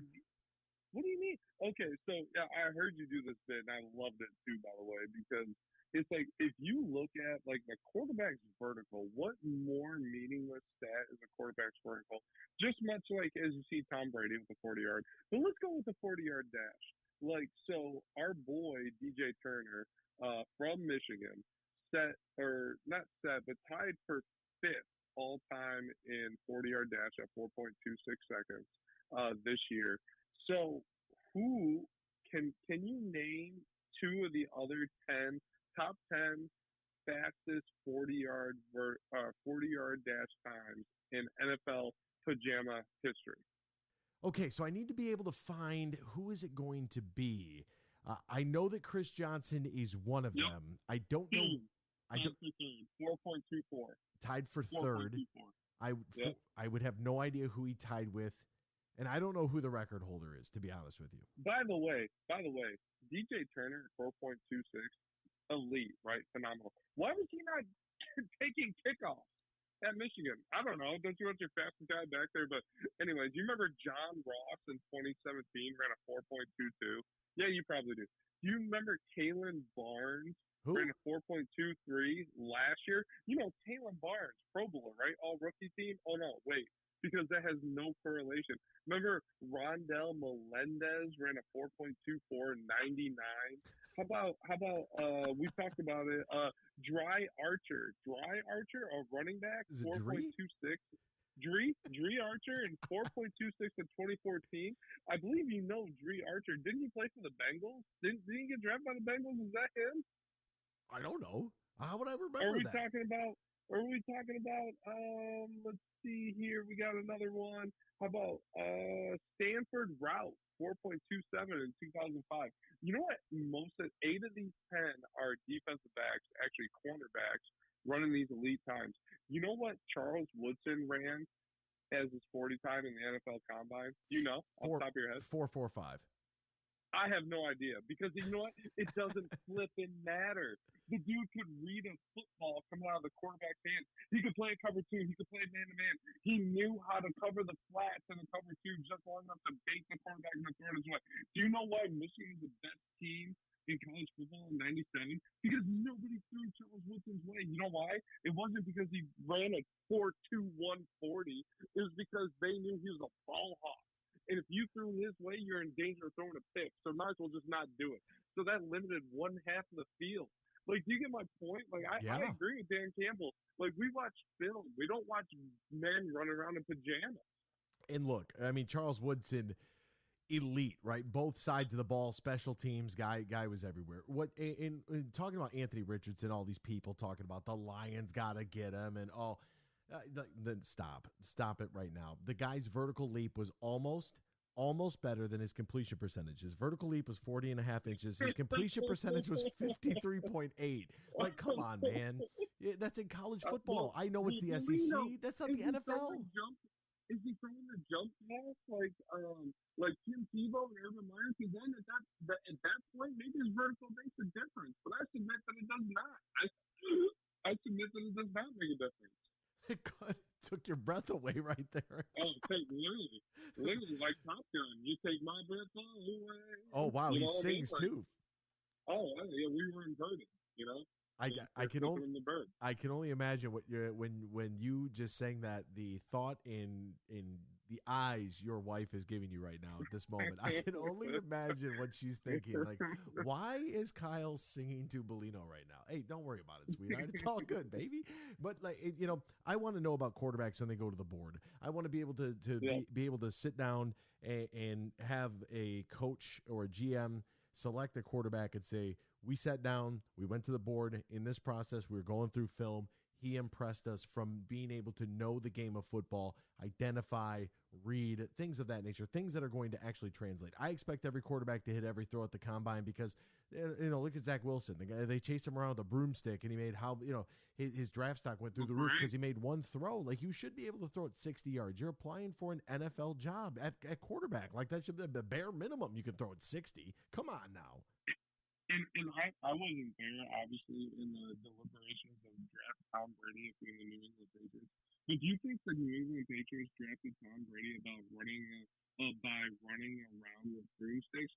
Or do you think it was the fact that he threw for 350 flipping yards against Ohio State to set the game record for most passing yards by a quarterback? And he could make the out route. He could make the post route. He could make the fade route. He could throw it to the flats. And he also knew how to manage a game. Don't you think that's what got Tom Brady drafted in the 6th round when nobody else wanted him? Not the fact that he was a chubby Pillsbury doughboy running the 40 in Indianapolis? Yeah, 100%. Like, and that's the other thing I want with quarterbacks. I want somebody that's played in a high-pressure game. I want somebody that's been able to win, right? I'm sorry, Florida, like Anthony Richardson, and if it came down to it and he fell to the 3rd round, right? Because I'm not buying any of this media hype. My whole shtick yesterday was do not buy into this stuff. Save yourself the anger and the frustration. Yeah. If he fell into the 3rd round or the 4th round and you could select him as a developmental project, then absolutely sure, by all means, go ahead. But number 6 and number 18, if the picks stay where they're at today, that's got to go to the defensive side of the football. I'm sorry. That's just it's necessity right now. That's what you need. 100%. And Brad Holmes said it. He said it's a whole lot easier to get worse at quarterback than it is to get better. Jared Goff was great last season. That's a great line. It really is. The alternative to that is we may not have another pick. The Lions, because obviously you're actually on the field. I'm just watching from home, but we'll pretend we're in the locker room. So it may not be a long time for the way this rebuild is going. If it goes the way we all think it should go, you might not have another top 10 pick in a long time. And where do most elite quarterbacks come from? Like, your Tom Brady's aside, we're being a little facetious. Tom Brady aside, where do most of your elite quarterbacks come from? It's from top 10 picks. I mean, look at the Lions in the past. They got Matthew Stafford, top 10 pick, like Joe Burrow, top 10 pick, Patrick Mahomes. Top 10, if I'm not mistaken. I think maybe at worst top 15. I think Mahomes was 11 because did the Bears move up to 10 to take Trubisky? Yeah, it was something somewhere weird around like that. I think it was that draft. Yeah, because now you make fun of all the Bears fans, and the Bears fans might draft another quarterback this year, which is actually pretty funny. But I don't think they should. But for the Lions' sake, I hope they do because that leaves another defensive player on the board. But yeah, we're talking NFL draft like I'm an expert. I have no expertise. I'm just a fan, man, and I'm just happy it's championship week for NCAA basketball, man. Going into Cleveland. Going to Cleveland. Toledo enters as the 1 seed. They'll take on number 8 Miami. Game number 1 is Thursday at 11 a.m. Game number 2, your Ohio Bobcats. They're number 5 in the tournament, taking on fourth seeded Ball State. Game number 3 is number 2 Kent State against number 7 Northern Illinois. Game number 4 is number 3 seed Akron against number 6 Buffalo. Here's an interesting question for you. What is one thing that is missing from this Mid-American Conference tournament this year? I'd say a former number 1 player in the country in Amani Bates. Well, yeah, that is true. That I mean, this could have been a pretty wide open question I just asked you. But here's a common theme: there isn't a single team. There's 3 Michigan teams, Eastern, Western, and Central, in the Mid-American Conference, and not a single Michigan team will be at the MAC tournament this week. I didn't even realize that. That's crazy. And it just goes to show about, we talk about this on this program a lot about building culture, building talent. But at the end of the day, I think it's more about the team and getting guys collectively to play together. And that's what college basketball is. We've seen some really talented teams, especially even in the Big Ten. We've been fans of one, with the University of Michigan. 1 game separated them from being the 2 seed and the 8 seed, right? But you look at teams and putting teams together, not just talent together. And, it's very interesting as you go into March, because every one of these conference tournament games that we've been watching, whether it's SoCon, like you mentioned, the 1 seed versus the 5 seed, the 1 seed versus the 6 seed, 8 seed, whatever, it's all been really close games. And when you get to this time of year, everybody knows what each other is running. Everybody knows your personnel. It's who's the more connected team, who wants it just as much as the other team, but is willing to sacrifice and be more connected than the other team to win by 1 or 2 possessions. Because as Michigan fans know, the margin of error is not that big, especially when it comes to late February and early March. Look at Michigan losing 2 really close games that would have put them probably in the NCAA tournament by a single possession. So the margin of error is not that big. So it comes down to the intangibles at this point. And I wanted to ask you that because, an NBA arena like Rocket Mortgage Fieldhouse is, the men's basketball tournament, the women's basketball tournament, the Big Ten, Chicago and Minneapolis, respectively. NBA arenas are typically 18 to 20,000 seats, give or take. Most Mid-American Conference arenas are somewhere in the neighborhood of about 5,000. I think you guys have the biggest barn, if I'm not mistaken here. Is that right? That's close. Yeah, 13,000. 13, yeah. That's a huge venue.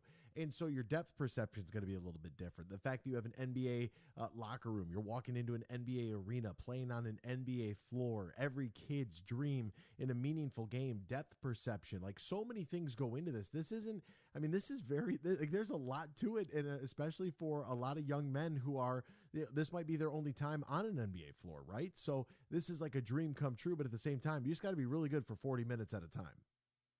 That's it, and be good for 40 minutes at a time. But you do bring up a really good point. And the last time, or 2 years ago when we were there, the last time Ohio won it in 2021 was, Jason Preston, who's playing in the NBA right now. And it almost made me upset because, at times, they would indicate, some of our players would indicate, we're not really, it'd be nice to win a regular season championship, but, this depends on 3 days of March and 3 games in 3 days. And you know what? In 2021, they showed up, and Jason Preston, I remember in warm-ups, was hitting NBA threes. I said, man, my man, scoot in. You don't have to shoot it from that deep. We're not at those lines right now. But you know what? When the game started and, we played against Toledo in the semis, and they went under the ball screen from NBA 3, and he hit two or three threes, nothing but that from NBA 3. I was like, you know what, my man, keep shooting back. I'm glad you're shooting from back there because, you know what, you're cash right now.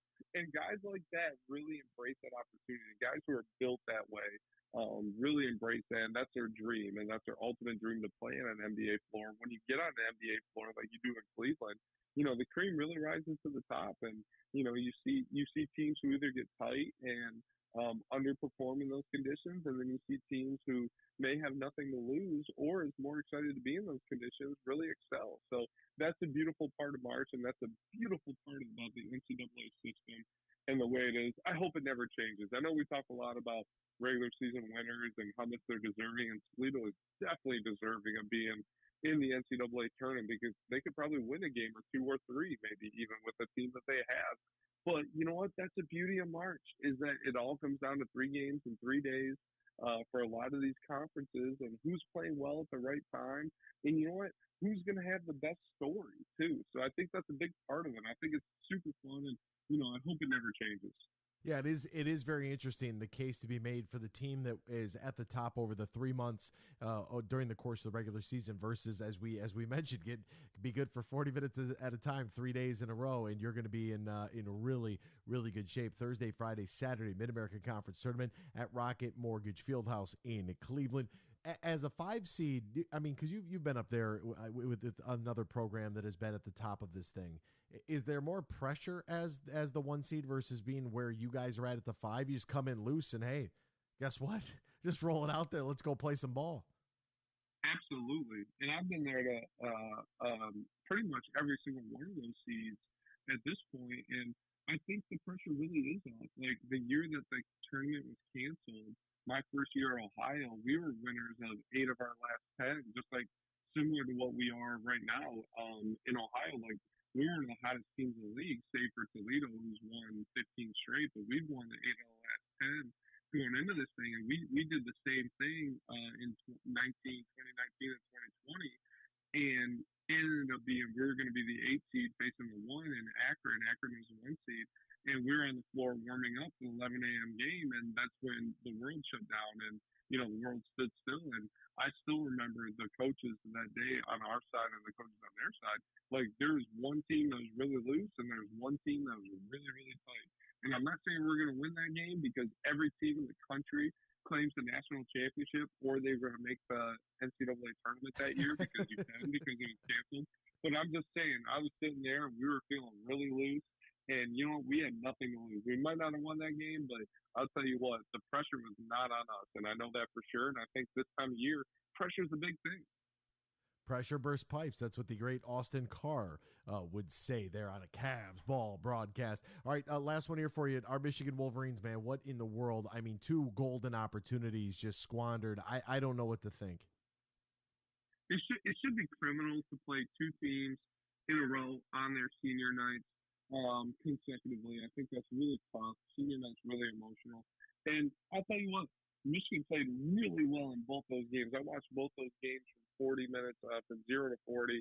Michigan played really, really well and was deserving to win the game. They just didn't. And that's the way the ball bounces this time of year. So now you look to earlier in the year, and you're going to need some help. You're going to need to win in the Big Ten tournament. But you look to earlier in the year, and the loss against Central Michigan is really going to hurt you at this point.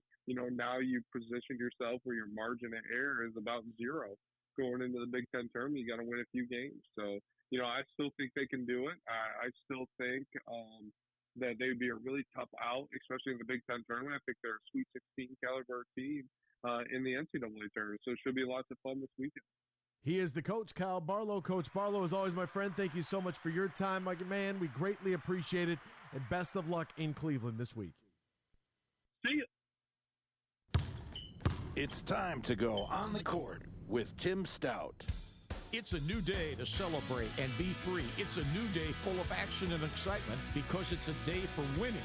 Only at Soaring Eagle Casino and Resort. It's a new day. Visit SoaringEagleCasino.com. Michigan State basketball coach Tom Izzo loves lots of practice time for his team, and it's going to get it this week in advance of its game Friday afternoon at 2:30 in Chicago in the Big Ten tournament. The Spartans are the 4 seed, and they got a double bye. Okay, they will either play Iowa or Wisconsin or perhaps even Ohio State. Either way, they would be the favorite, and more than likely they would get Purdue in a semifinal game coming up on Saturday. But that's down the road, and the Spartan coach says we've got to play much better on defense, and we have a very thin margin for error. Michigan State finishing up the season again with the win over the weekend to get them into the Big Ten tournament as the 4 seed with the win over Ohio State. Now they hope to keep it going.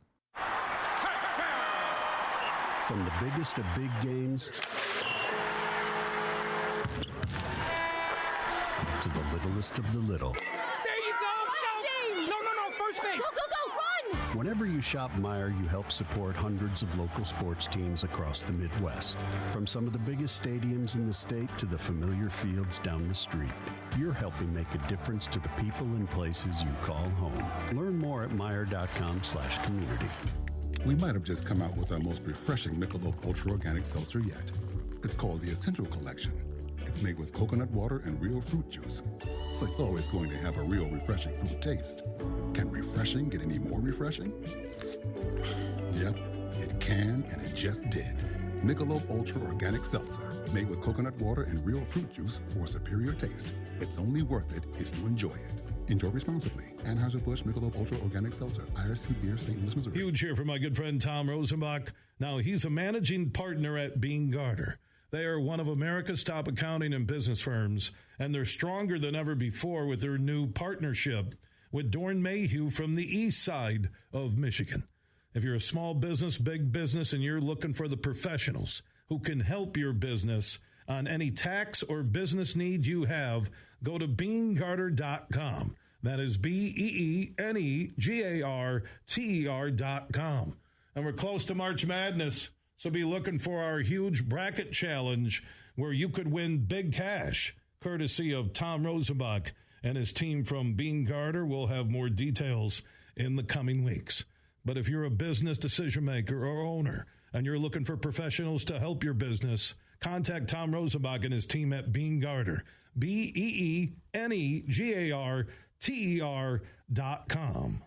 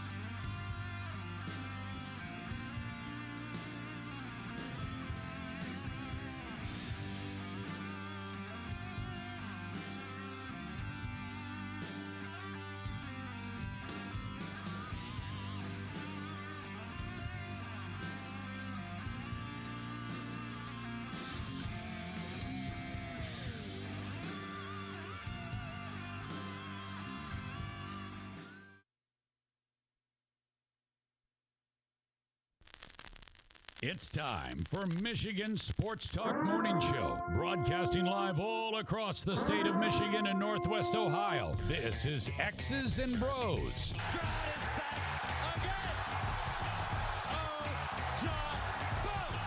Swings it out to Sadiq Bey. Defended in the corner! To Abdul-Rahman at midcourt. Extra pass. And it goes for the win! The three-pointer by Jordan Poole! Here's the give. Walker! Kenny Walker! Touchdown! Spotty! Goff's got it. Back. Looks. Throws. Ends up. Yes! Caught! Touchdown Detroit Lions! They did it! Amon-Ra St. Brown in the receiving end! Sends one to deep left center field. Back it goes, and that ball's out of here! A grand slam from Miguel Cabrera! He's got 2 goals! Larkin in on goal! Scores! His first career hat trick in his 7th season for Dylan Larkin! Here's your host, Anthony Bellino. Rise and shine, folks. Welcome back here on this Tuesday, the 7th day of March, 2023. Great to have you right along with us. That's Danny Cahalan and Ryan Elke. I am Anthony Bellino. It is hour number 3. We're audibling a little bit on the fly. Coming to you live from the Collaborative Lab here in Grand Rapids. And joining us on the Meijer Supercenter guest line right now, the play-by-play voice of the Detroit Tigers on Bally Sports Detroit, our good friend, Matt Shepard. Shep, my man, good morning to you. How are you? How's life? How are things? How is the weather down there in the Sunshine State? AB, the weather is fantastic, and looking forward to talking to you about a lot of good things that are happening for the Tigers so far in spring training, buddy. Yeah, spring training is here. When did you actually get down to Florida? Got down here on Sunday, and getting ready for our first broadcast that is tomorrow on Bally Sports Detroit. So very, very exciting times. When you think about what spring training, not for the team and for the players, but what spring training means for you and means for your group at Bally Sports Detroit, as we know that Simo's going to be joining you in the booth now. That'll be kind of fun, a little bit different, huh? As we shake some things up a little bit here. I think what it means for our group is an opportunity to talk to players, get to know them a little bit more, make sure that they see us and see our faces, knowing that we're going to be around them on a daily basis. Just kind of get to know them as people as much as baseball players. And because of a lot of changes that A.J. Hinch has made to his staff, bringing in guys like Br0's and Beauregard and Rousing on the hitting side and then Lund on the pitching side, to make sure that, we're conversing with them to make sure we've got all the right information that we're going to relay to fans throughout the 2023 season. So it's a really important time to be down here and do this. Shep, a lot of people thought that maybe, this offseason you were looking at a change in management at the general manager position, and maybe, fans looking for some sort of splash, kind of sort of like there was last year when they bring in Javier Baez. That doesn't necessarily happen this offseason. So as you take a look at spring training and what this means for the guys that are on this roster here currently, I guess what is the one thing that you are looking forward to in trying to see from this group in the spring, when we know, of course, obviously the record doesn't matter. It doesn't really matter where you finish up record-wise. You want to have, good at bats. You want to have some nice outings by your starting pitching, and then, relief, and try to see what else you might have here. What are you most looking forward to the most from seeing from this club? Yeah, looking forward to seeing how some of the new guys fit in, and according to everybody I've talked to the last couple of days in the clubhouse, that's exactly what's happened. Guys like Matt Vierling, Nick Maton, Michael Lorenzen have all just seamlessly fit into what Detroit is doing, and just as important, and maybe even more important, have helped build, and we use the word a lot in sports, but the reason we use it a lot is because it's important, help with that proper culture. Everybody pulling on the rope the same way and making sure that everybody is in it for the right reasons and doing it for each other. That's kind of the thing that I've recognized so far in talking with a lot of players in the clubhouse the last couple of days. On my way to the ballpark now, because they're going to have the clubhouse open, and then got a home game today against St. Louis before the Tigers take on Washington tomorrow on Bally Sports Detroit. But yeah, I mean, those are some of the things I'm looking for. And then, obviously, from a production standpoint, you're right. I mean, wins and losses don't truly matter. You sure don't want to lose a lot of baseball games, no matter what time of the season. But you want to see how certain guys are progressing. And when you see Jake Rogers with 3 home runs, you see the Tigers lead the Grapefruit League in home runs, people can shake their head all they want, but the bottom line is that's an area where Detroit has to be better this year. You can't have 110 home runs like they did a year ago, which is the fewest in baseball. That, along with stealing bases, this should help Detroit a little bit too, because last year only Minnesota and Colorado had fewer stolen bags. So those are some things that I think are really important. And, of course, health, AB. I mean, Detroit used 53 players a year ago. Put that in context. Tampa, the last 2 years, used only 61 in a combined 2 seasons. That's really important to stay healthy. So they've really done some different things with their conditioning staff and with their medical staff, and adding to the roster, obviously, with some of the names that we just discussed. All those things, I think, are really important moving forward, and something I'm looking forward to. We might have used 53 starting pitchers last year, Shep. But, I want to go back to something that you had said about the word culture, right? Because it is used so often in sports. And you've covered all of the different teams, right? You've done hockey, basketball, football, baseball. How much different is it in baseball, though, when these guys are around each other literally every day of the week? I mean, the clubhouse is it's kind of a sacred place. You walk in, they have the rules of the clubhouse that are written out there, whether it's minor league baseball or major league baseball. Here's what, can and cannot take place. But that has to be such it can be such an area that is either A, very cohesive, or B, everyone's kind of got their headphones on and doing their own thing. And I think that that's a little bit of a tell in the direction that the season will go, because in baseball, you're just around your team so much more than you are in the other sports. Yeah, it's not just a family or not just a team. It's more of a family, I think, in baseball. I liken a lot of it to football and linemen. When you have offensive linemen in football, they are their own unique group, right? They stick together closely. Bullpen probably in baseball is the closest thing to kind of mirroring that. But baseball, because you're around each other, you're playing cards, you're talking to one another, you're going out to dinner, you're doing so many different things with one another every single day. It is vital that everyone be on that same page. And I think that's kind of what Matt Vierling and Nick Maton had talked about, and what they experienced most with their run with the Phillies to the World Series a year ago, is that there were no one selfish on that team. Everybody was rooting for the next guy. And, you kind of get the sense that that's the culture that they're trying to, breathe into this organization here in Detroit. And, with guys like that, it really helps. Matt Shepard, who is going to be the most valuable player to this Tigers team? Now, it could be purely based on production. It could be somebody who might hit, 30, 40, 50 home runs, or it could be an individual who you think is really going to be the keystone to this club in 2023. I don't think there's a single player answer to that, AB. You have to have more than one, because baseball is, it's not a one guy on a basketball floor who can just take over a game. Pitching obviously is vital, but when you see what Detroit is trying to put together here, and the pitch limitations that many teams are going to have with their pitchers, especially you would have to assume that with Detroit too. I don't think you can just pick one guy. I would say this.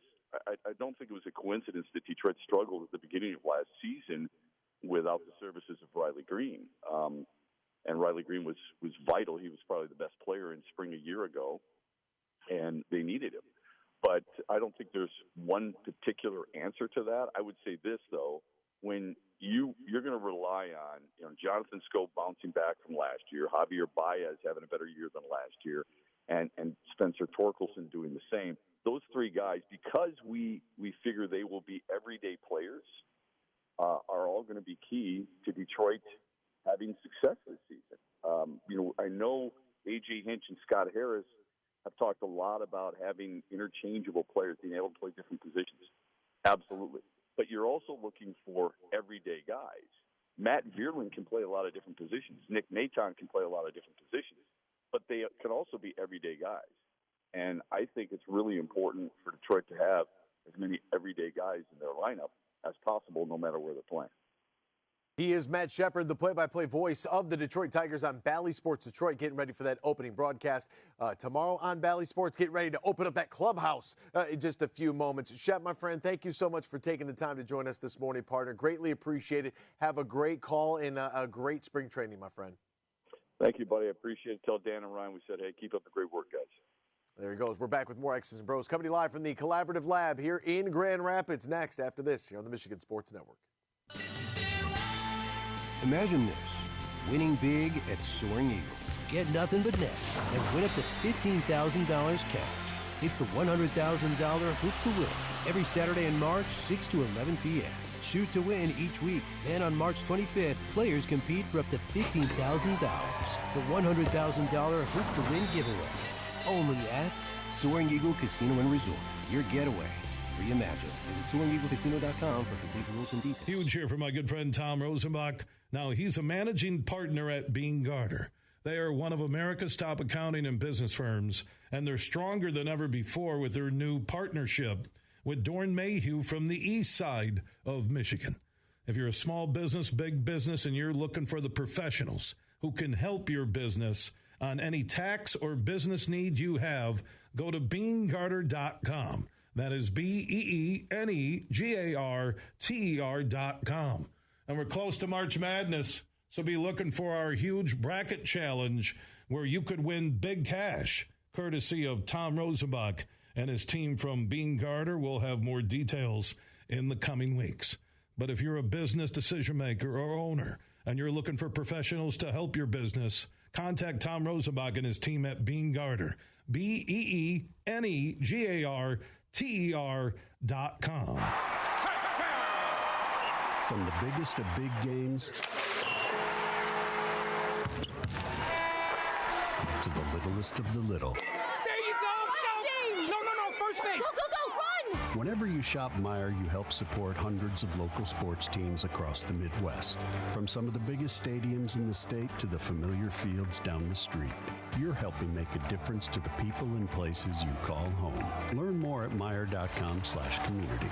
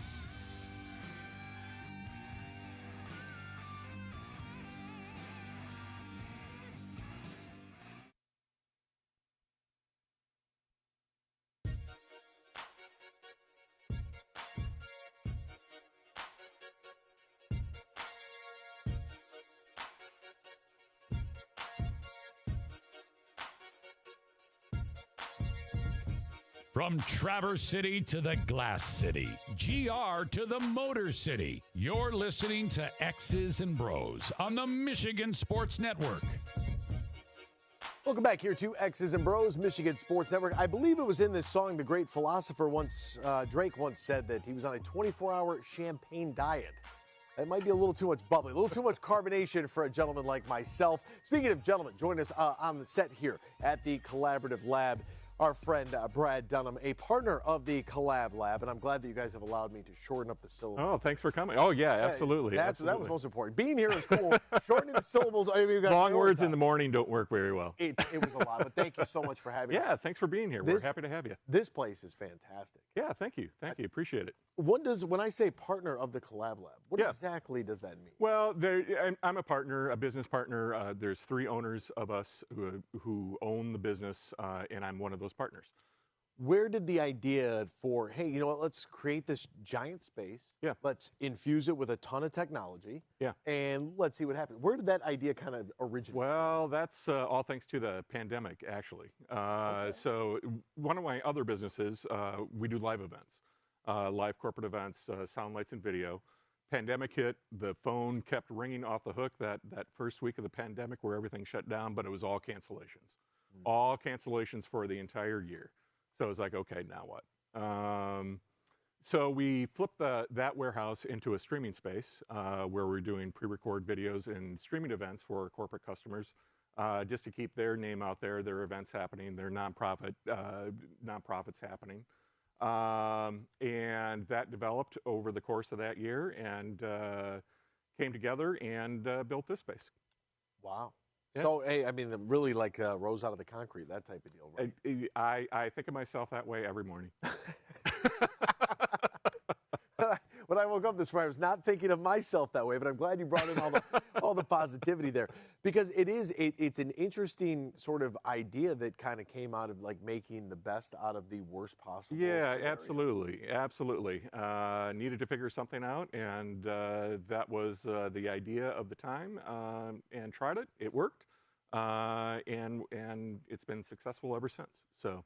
Now, your staff here, we were talking about, you know, this remote, and the idea is like, okay, what's going to be on the background? And I said, well, what about just like, you know, scenic? I mean, we're going to be in GR. Why not just downtown? And I noticed that the sun has actually risen on the backdrop as we have gone later in the day. Can you explain what exactly is the screen behind us? Yeah, absolutely. It's an LED wall. The LED wall is 44 feet wide, 13 and a half feet tall. It's got around an 8K resolution. So we can put background images up there, we can play live video up there, we can do logos. It's just meant to be a kind of a living scenery, in other words. So depending upon our corporate customers, or if we're doing a live concert or something like that, we can be changing up the background to fit whatever we're doing in the lab that day. So when you describe the Collaborative Lab to people, how do you explain what this space does on like a day-to-day basis? Yeah. On a day-to-day basis, the space is meant to be flexible, right? So we've got another space up front that's a small little streaming studio, a couple of cameras, or voiceover space. And then we're in the larger space where we can host either a group of live audience members, or we can just be doing a small streaming event or a pre-record for corporate customers who are just looking for a space to come in, shoot a quick segment that they're going to use on their website or their event someplace else out of town. So they come in here. This is where you get the training module videos that you have to watch. Absolutely, sir. It's all right here in the Collab Lab. Okay. When you talk about your live and virtual events that are powered by data, when you look at it, by the way, do you say data or data? I say data. So do I. Okay, see, same wavelength. Are you left-handed? This is good. I'm right-handed, but I can shoot left. If you got to go, all right. You got to be able to use both hands. If you can't, we're not going to be able to use you out here in the basketball court. Like that's what it is. So when you think about like powered by data, we see a lot of different companies that are talking about being driven by data, driven by analytics. What does that mean? Exactly. So for our streaming events, what we're doing is looking on the backside, collecting all that data. So we can inform our customers as to what's working, what's not working, what people are interested in. and then bring that back to them and say, hey, look, this message resonated or it didn't.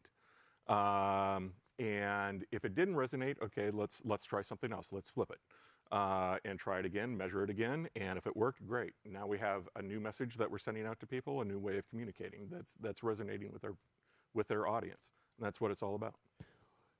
Is there a specific event here that will stick in your mind as maybe, throughout your professional career, you're always going to have something that kind of like it sticks. It could be because it was a high-profile individual that might have been, it could have been somebody you were a fan of, or just one event that really sticks with you when you look back at like your favorite memory of being here. Yeah, well, for me, I'm a live event guy, right? So we've done a couple of concerts here, and for me, that's a lot of fun because it's live, right? You're interacting with the audience. It's a live band on stage. So for me, that's what's a lot of fun. Okay, all right, I like that. I like the live events. I thought you said live events. I was like, oh, live radio show here in the morning. Absolutely, you're absolutely. Kind. It's your show. This is the highlight. This is it. This is the pinnacle. We've reached the top. Harry, we've reached the top from Home Alone. So what is, if I am someone who's listening right now, yeah, and I have, let's just say, small business. Maybe it's a grocery store. Maybe it's a family-owned grocery store. They only have like 30 or 40 employees, right? Sure. How can somebody like that who might be in the small business realm take advantage of a space like this? Yeah, absolutely. Well, you can bring your entire team in. You can communicate with them for the entire day. We can use all the spaces here. We can have little breakout sessions. And it's the same message being delivered to your audience at the same time. If folks can't make it, say those 30 or 40 people are all across the country, we can be streaming out to them. And we can be bringing them in virtually into the space so they feel more a part of the event. So it's that instant communication to your entire team at the same time. And they're still a part of it. They're able to interact live, virtually live, with the people who are here. And we can all collaborate with each other. Would you say you do more on the entertainment side or more on the business side? More on the business side. Okay. More on the business side. Yeah, absolutely. But with that said, we're open to any idea. For one thing, we're talking to a couple of gamers, trying to get a gaming community happening here. Oh, really? Yeah, absolutely. What kind? All kind. I don't know. I'm not a gamer. Okay, all right. But, fair enough. Fair enough.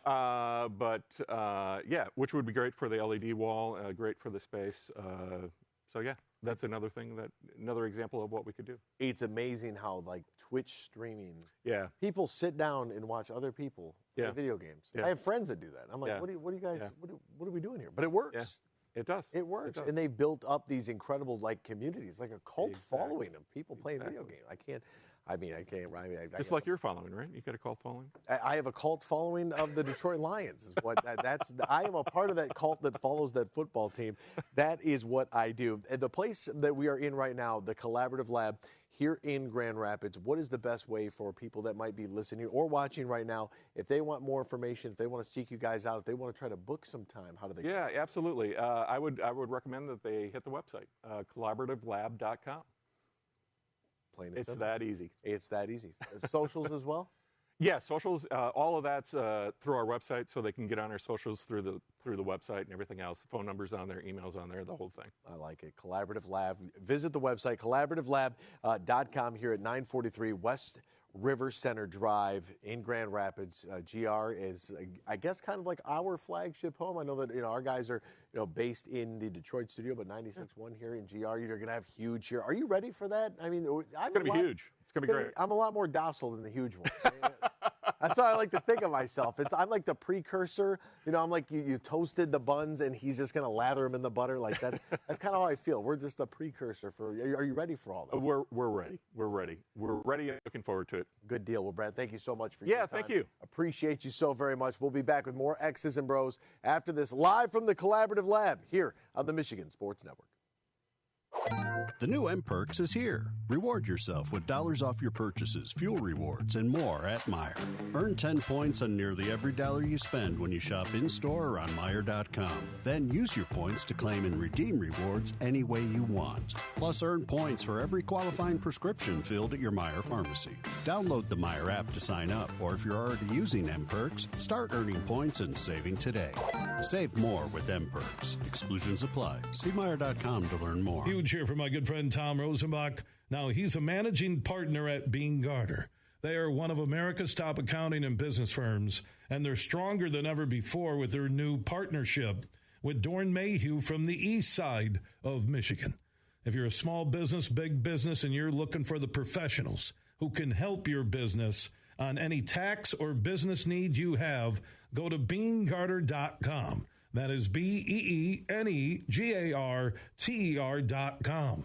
And we're close to March Madness, so be looking for our huge bracket challenge where you could win big cash, courtesy of Tom Rosenbach and his team from Bean Garter. We'll have more details in the coming weeks.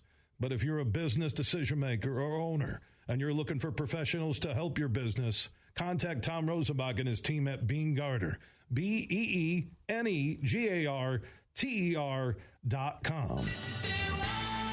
Imagine this, winning big at Soaring Eagle.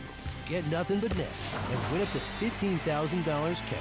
It's the $100,000 Hoop to Win every Saturday in March, 6 to 11 p.m. Shoot to win each week. Then on March 25th, players compete for up to $15,000. The $100,000 Hoop to Win giveaway. Only at Soaring Eagle Casino and Resort. Your getaway. Reimagine. Visit SoaringEagleCasino.com for complete rules and details.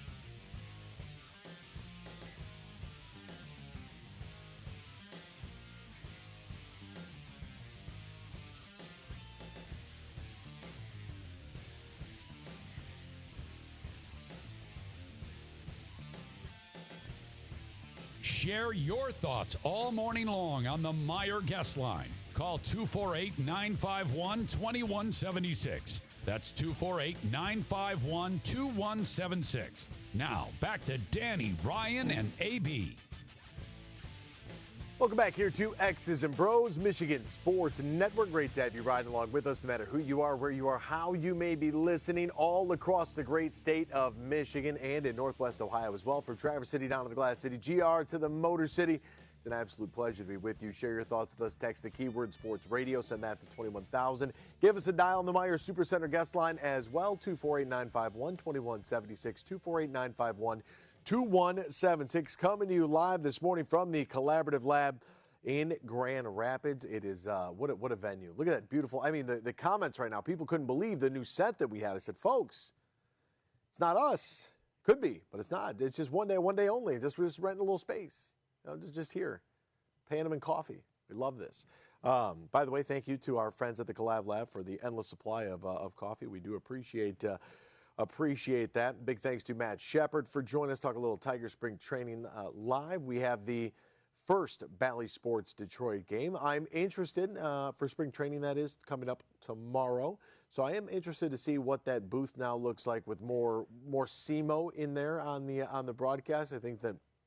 And who asked me recently to ask Dan, I think it was John Wagner, asked me to ask Dan how fast a Major League Baseball game goes for him because he's keeping stats. And he said, well, because I would try to keep stats while doing PA, but it's different than actual, like I'm not counting, first pitch strikes. I'm not counting total pitches. I'm not going through, all I'm doing is trying to mark down where they went, who did what. And then if they have a home run, keep track of that so you can announce it. But do you, because we were talking about the pitch clock, Dan, do you feel that because of your job, it does make it feel like the game is going faster? Oh, it definitely will seem like it's going faster. But does it feel fast already? Like you didn't need a pitch clock to tell you. Just watching the game, yes. Absolutely. Poor guy. He's trying to write like 800 things down. Hey, as long as I got the minute 30 in between innings, I'm fine. That's what matters, right? That's in the restroom is close. Just talked to the huge one. He is excited to be out here in the Collaborative Lab. It's not just mornings, you know this. It's afternoons as well, the huge show. From 3 to 6 with Bill Simonson. If I'm not mistaken, we do have, is it an anniversary today? Is today an anniversary for the huge show? 24 years. Wow. Okay, 4 years with us. We'll tack on extra 20 for dramatic effect. We like that. I know he's going to be talking to Tom Izzo, Michigan State Spartans head coach. That'll be coming up a little bit later on this afternoon here on the Michigan Sports Network. So that is fun and exciting as well. And he'll be sitting right here. Don't know if they had a couch out here earlier. Don't know if he's going with the couch. If he's going to use the desk. I like the desk. It gives me somewhere to put my laptop. I can put my hands down. I like to be able to rest my arms on stuff. I like desks. I don't know. Huge might just be on the couch. He might just walk around. Should we call you Anthony Coward, Anthony Kimmel, Anthony Fallon? Ooh, I like Coward. I would go with Anthony with O'Brien, Anthony Carson, Anthony Stewart, Anthony Kilborn. I like Jon Stewart in The Daily Show. Is that The Daily Show? Is that what he was on? Yeah. I like it. No, the set design, the LED wall it's good. I like that, man. It's a lot of fun. I do want to hop back into this conversation in regards to what is going on with quarterbacks after all that flack I took last week about talking about how Jared Goff had a great season. And people wanted to debate with me that I was using the word great maybe a little too loose. That they were upset in the fact that I looked at statistically all of the major important categories and he was top 10 in the league. And I'm sorry, there might be 32 franchises in the NFL. There are not 32 good quarterbacks in this league.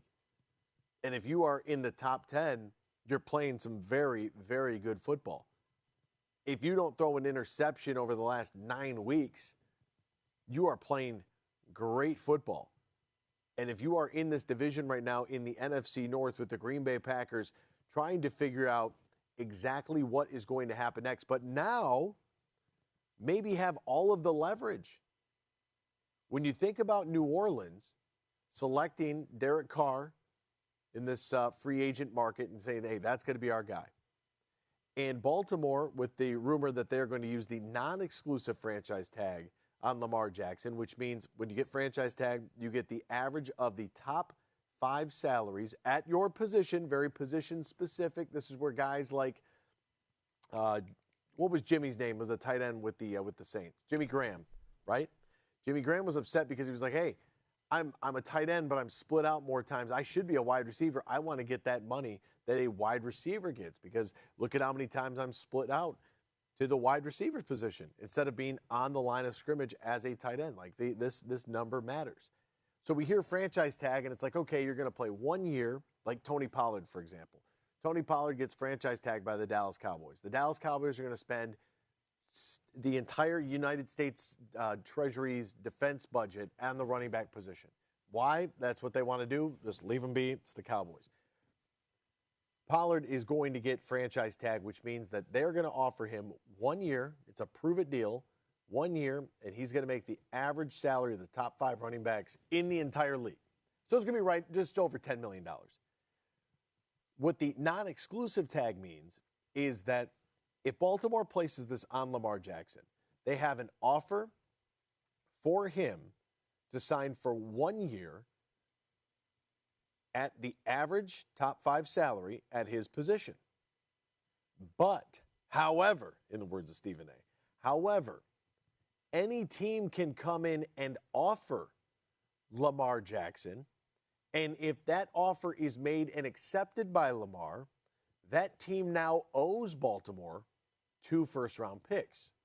This is the non-exclusive franchise tag. It's not something that's used often. But what Baltimore is doing is saying, okay, obviously they're far away on their contract, right?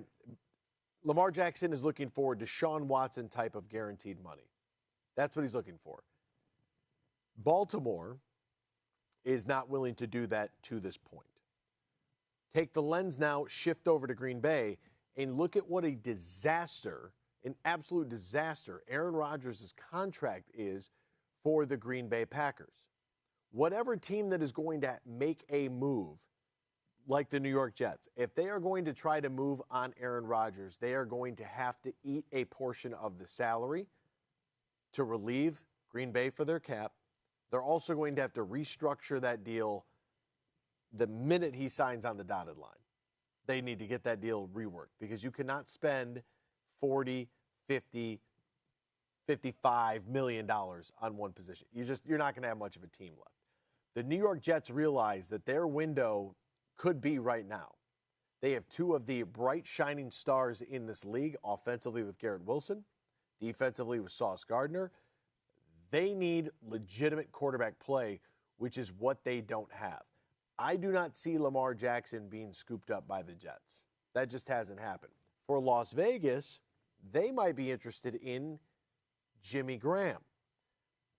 Now here's where things get really interesting. What about Tom Brady? Have you thought at all about the retired Tom Brady? Huh? You said Jimmy Graham. You meant Jimmy Garoppolo. Sorry, Jimmy Graham was on my. Jimmy Garoppolo rumored to Las Vegas. But what about Tom Brady? How'd you forget your twin's name? Jimmy G. I was focused on tight end and wide receiver money. That's what I was. That's Jimmy what I was G's tight end. Okay, that's what you're focused on today. Watching you. Watching you. Tampa Tom. What about Tom Brady? To San Francisco in the Bay Area, where he's from, come out of retirement, team's ready to go, highly competitive. What about this from the NFL Combine? Tom Brady to Miami. Now you have a team that's already, they're ready. With Tua Tagovailoa, they're putting up nearly 30 points a game. That offense was good with Tua. They might have to move on. Are they willing to sign that extension? Are they ready to man the lawyers and the paperwork, get that contract out there for Tua? Extension season. I'd say with Tua, yeah, it's more of a health issue. More of you need that insurance policy, literally and figuratively, for Miami to make sure he's ready to go. And so could Tom Brady find himself it's not that far of a drive from Tampa to Miami. 2.5, 3 hours, if I'm not mistaken, off the top of my head. So that might be something interesting there when it comes to the quarterbacks. The pieces are falling into place. I look at Geno Smith with the Seattle Seahawks. They are giving the Seattle Seahawks $52 million in the first year. The total deal is 3 years, $105 million. Do you know how much money that is? That's on average $35 million a year. If that doesn't make you feel better about the position that the Lions are in with Jared Goff, if it doesn't, watching what's going on with Green Bay, if that doesn't make you feel better where the Lions are at today, the Chicago Bears coming out of the NFL Combine, many people thought, would they be willing to part with Justin Fields? Justin Fields is not Lamar Jackson. Justin Fields is often injured. Justin Fields runs a lot. Justin Fields is not as accurate with the football. And remember, Lamar Jackson won an MVP in his second season and completed well over 65% of his passes. These are all very important dominoes that are falling at the most important position. Kirk Cousins and the Minnesota Vikings, do they concern you? They're not going to go, what did they go last year? 11-0 in like one possession games or something crazy in close games? That's not going to happen. Did you know that they cut their leading tackler from last season in linebacker Eric Kendricks? He's gone. Did you guys see that yesterday? Couldn't believe it. The 31-year-old spent all 8 of his NFL seasons with the Minnesota Vikings and is gone. 137 tackles last season. I think those were the only tackles the Vikings defense made last year. You have to imagine, and you might think I'm crazy, they're going to take a step back this year. They're not going to be 13-4 in 2023. They might not be a double-digit win team in 2023. So now you have Chicago that hasn't been able to figure out offense since the invention of the forward pass. They've never had an offense, ever in their history. No wonder they want to get out of Soldier Field. You have Green Bay. Are they going to play with Aaron Rodgers, or are they going to play with Jordan Love? Are they confident enough to go with him moving forward? Do they think he is the guy? Will they get any sort of compensation in return if they move off of Aaron Rodgers, or is this another offseason where they go into the NFL draft held hostage by their franchise quarterback? Green Bay, Minnesota, Chicago. This is why I talk about the window with Detroit. The window is open. It's here. You're watching it take place right now. Like there isn't, like you don't need to worry about, I know that we took a phone call to build on your strengths. Then I got a great message the other day and said, well, if Kansas City was going to build on their strengths, they would take a quarterback. That's their strength, right? I get what they're saying. It does make sense. You have to address guard. It's got to happen. If Evan Brown doesn't resign, there's going to be an issue. They have to lock that position up. But this team needs to address positions that need to be in the mix, ready to go day one to contribute to a playoff push right now. I am not interested in drafting a quarterback at 6. I am not interested in drafting a quarterback at 18. If those picks stay exactly where they're supposed to be, or if they move at all, I'm not interested in taking a quarterback until 2nd, 3rd, 4th round and past that.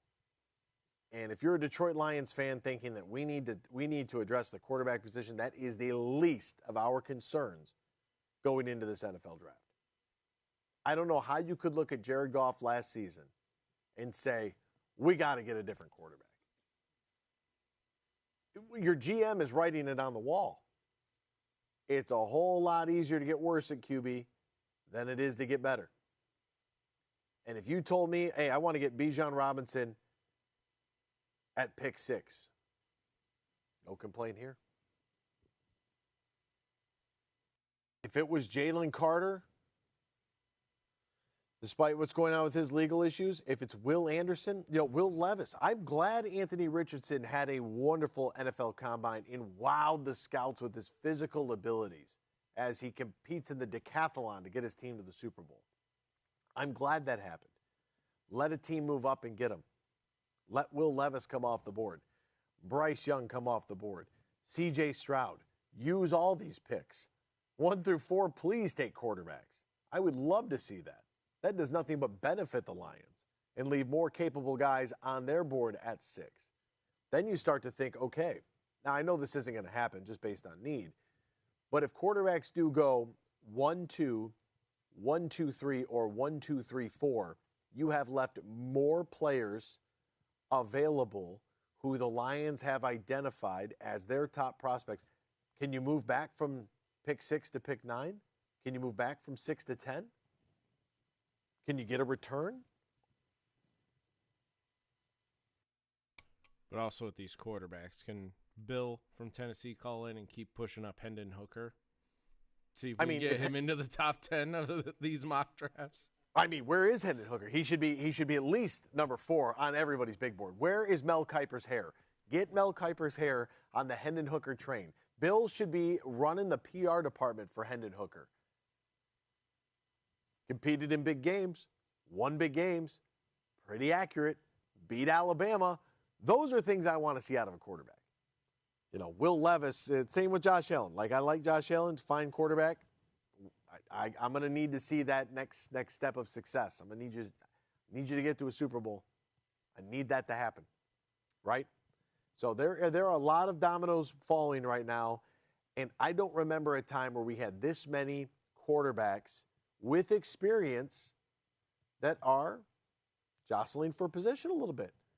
We're moving and shaking a little bit. The league has gotten a little bit different. That window, that time for rebuild, although we have seen some contracts for coaches and general managers stretch into 4, 5, 6 years on paper, there really isn't that much time. And that's why when I look at the Detroit Lions and where they finished up last year, the time is now. You can worry about a quarterback later on if you'd like to, but you've got a stable quarterback. You've got perimeter weapons. You've got a top 5 offensive line when healthy. Do you address the tight end position, or do you think that you got enough productivity out of there?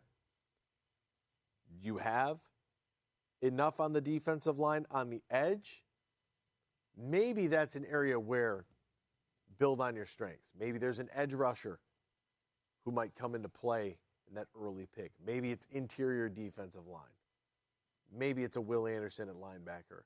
Maybe it's even in the secondary. Because you look at linebacker, secondary, interior defensive line, 3 positions of need right now. Guys that can come in and contribute right now, today, and make this team better, make this team more viable in the one area that they struggled the most, which was defense. That's where this team needs to go. It has been an absolute joy and a pleasure to be here at the Collaborative Lab. If I had the studio audience, I would click the button right now. Those people would be going crazy right now for the Collaborative Lab. Be sure to visit them online anytime at thecollaborativelab.com. You can give them a call at 616. Thank you for the air horns, Dan. 616-805-9005 or email them info@collaborativelab.com. The space was fantastic. Our guest list, thank you so much. And to you, the listener, thanks for joining us. We'll see you tomorrow. Same time, same place, right here on the Michigan Sports Network. From the biggest of big games to the littlest of the little. There you go! No, first base! Go, run! Whenever you shop Meijer, you help support hundreds of local sports teams across the Midwest. From some of the biggest stadiums in the state to the familiar fields down the street. You're helping make a difference to the people and places you call home. Learn more at Meijer.com/community. They say consistency is the key to success. They weren't wrong. So how about grabbing a beer that's consistently smooth, consistently refreshing, and consistently light? You might just find that the road to success can be pretty enjoyable. Michelob Ultra, the perfect balance of taste and refreshment, and only 2.6 carbs and 95 calories. It's only worth it if you enjoy it. Enjoy responsibly. Anheuser-Busch Michelob Ultra Light Beer, St. Louis, Missouri. Huge here for my good friend Tom Rosenbach. Now, he's a managing partner at Garter. They are one of America's top accounting and business firms, and they're stronger than ever before with their new partnership with Dorn Mayhew from the east side of Michigan. If you're a small business, big business, and you're looking for the professionals who can help your business on any tax or business need you have, go to BeanGarter.com.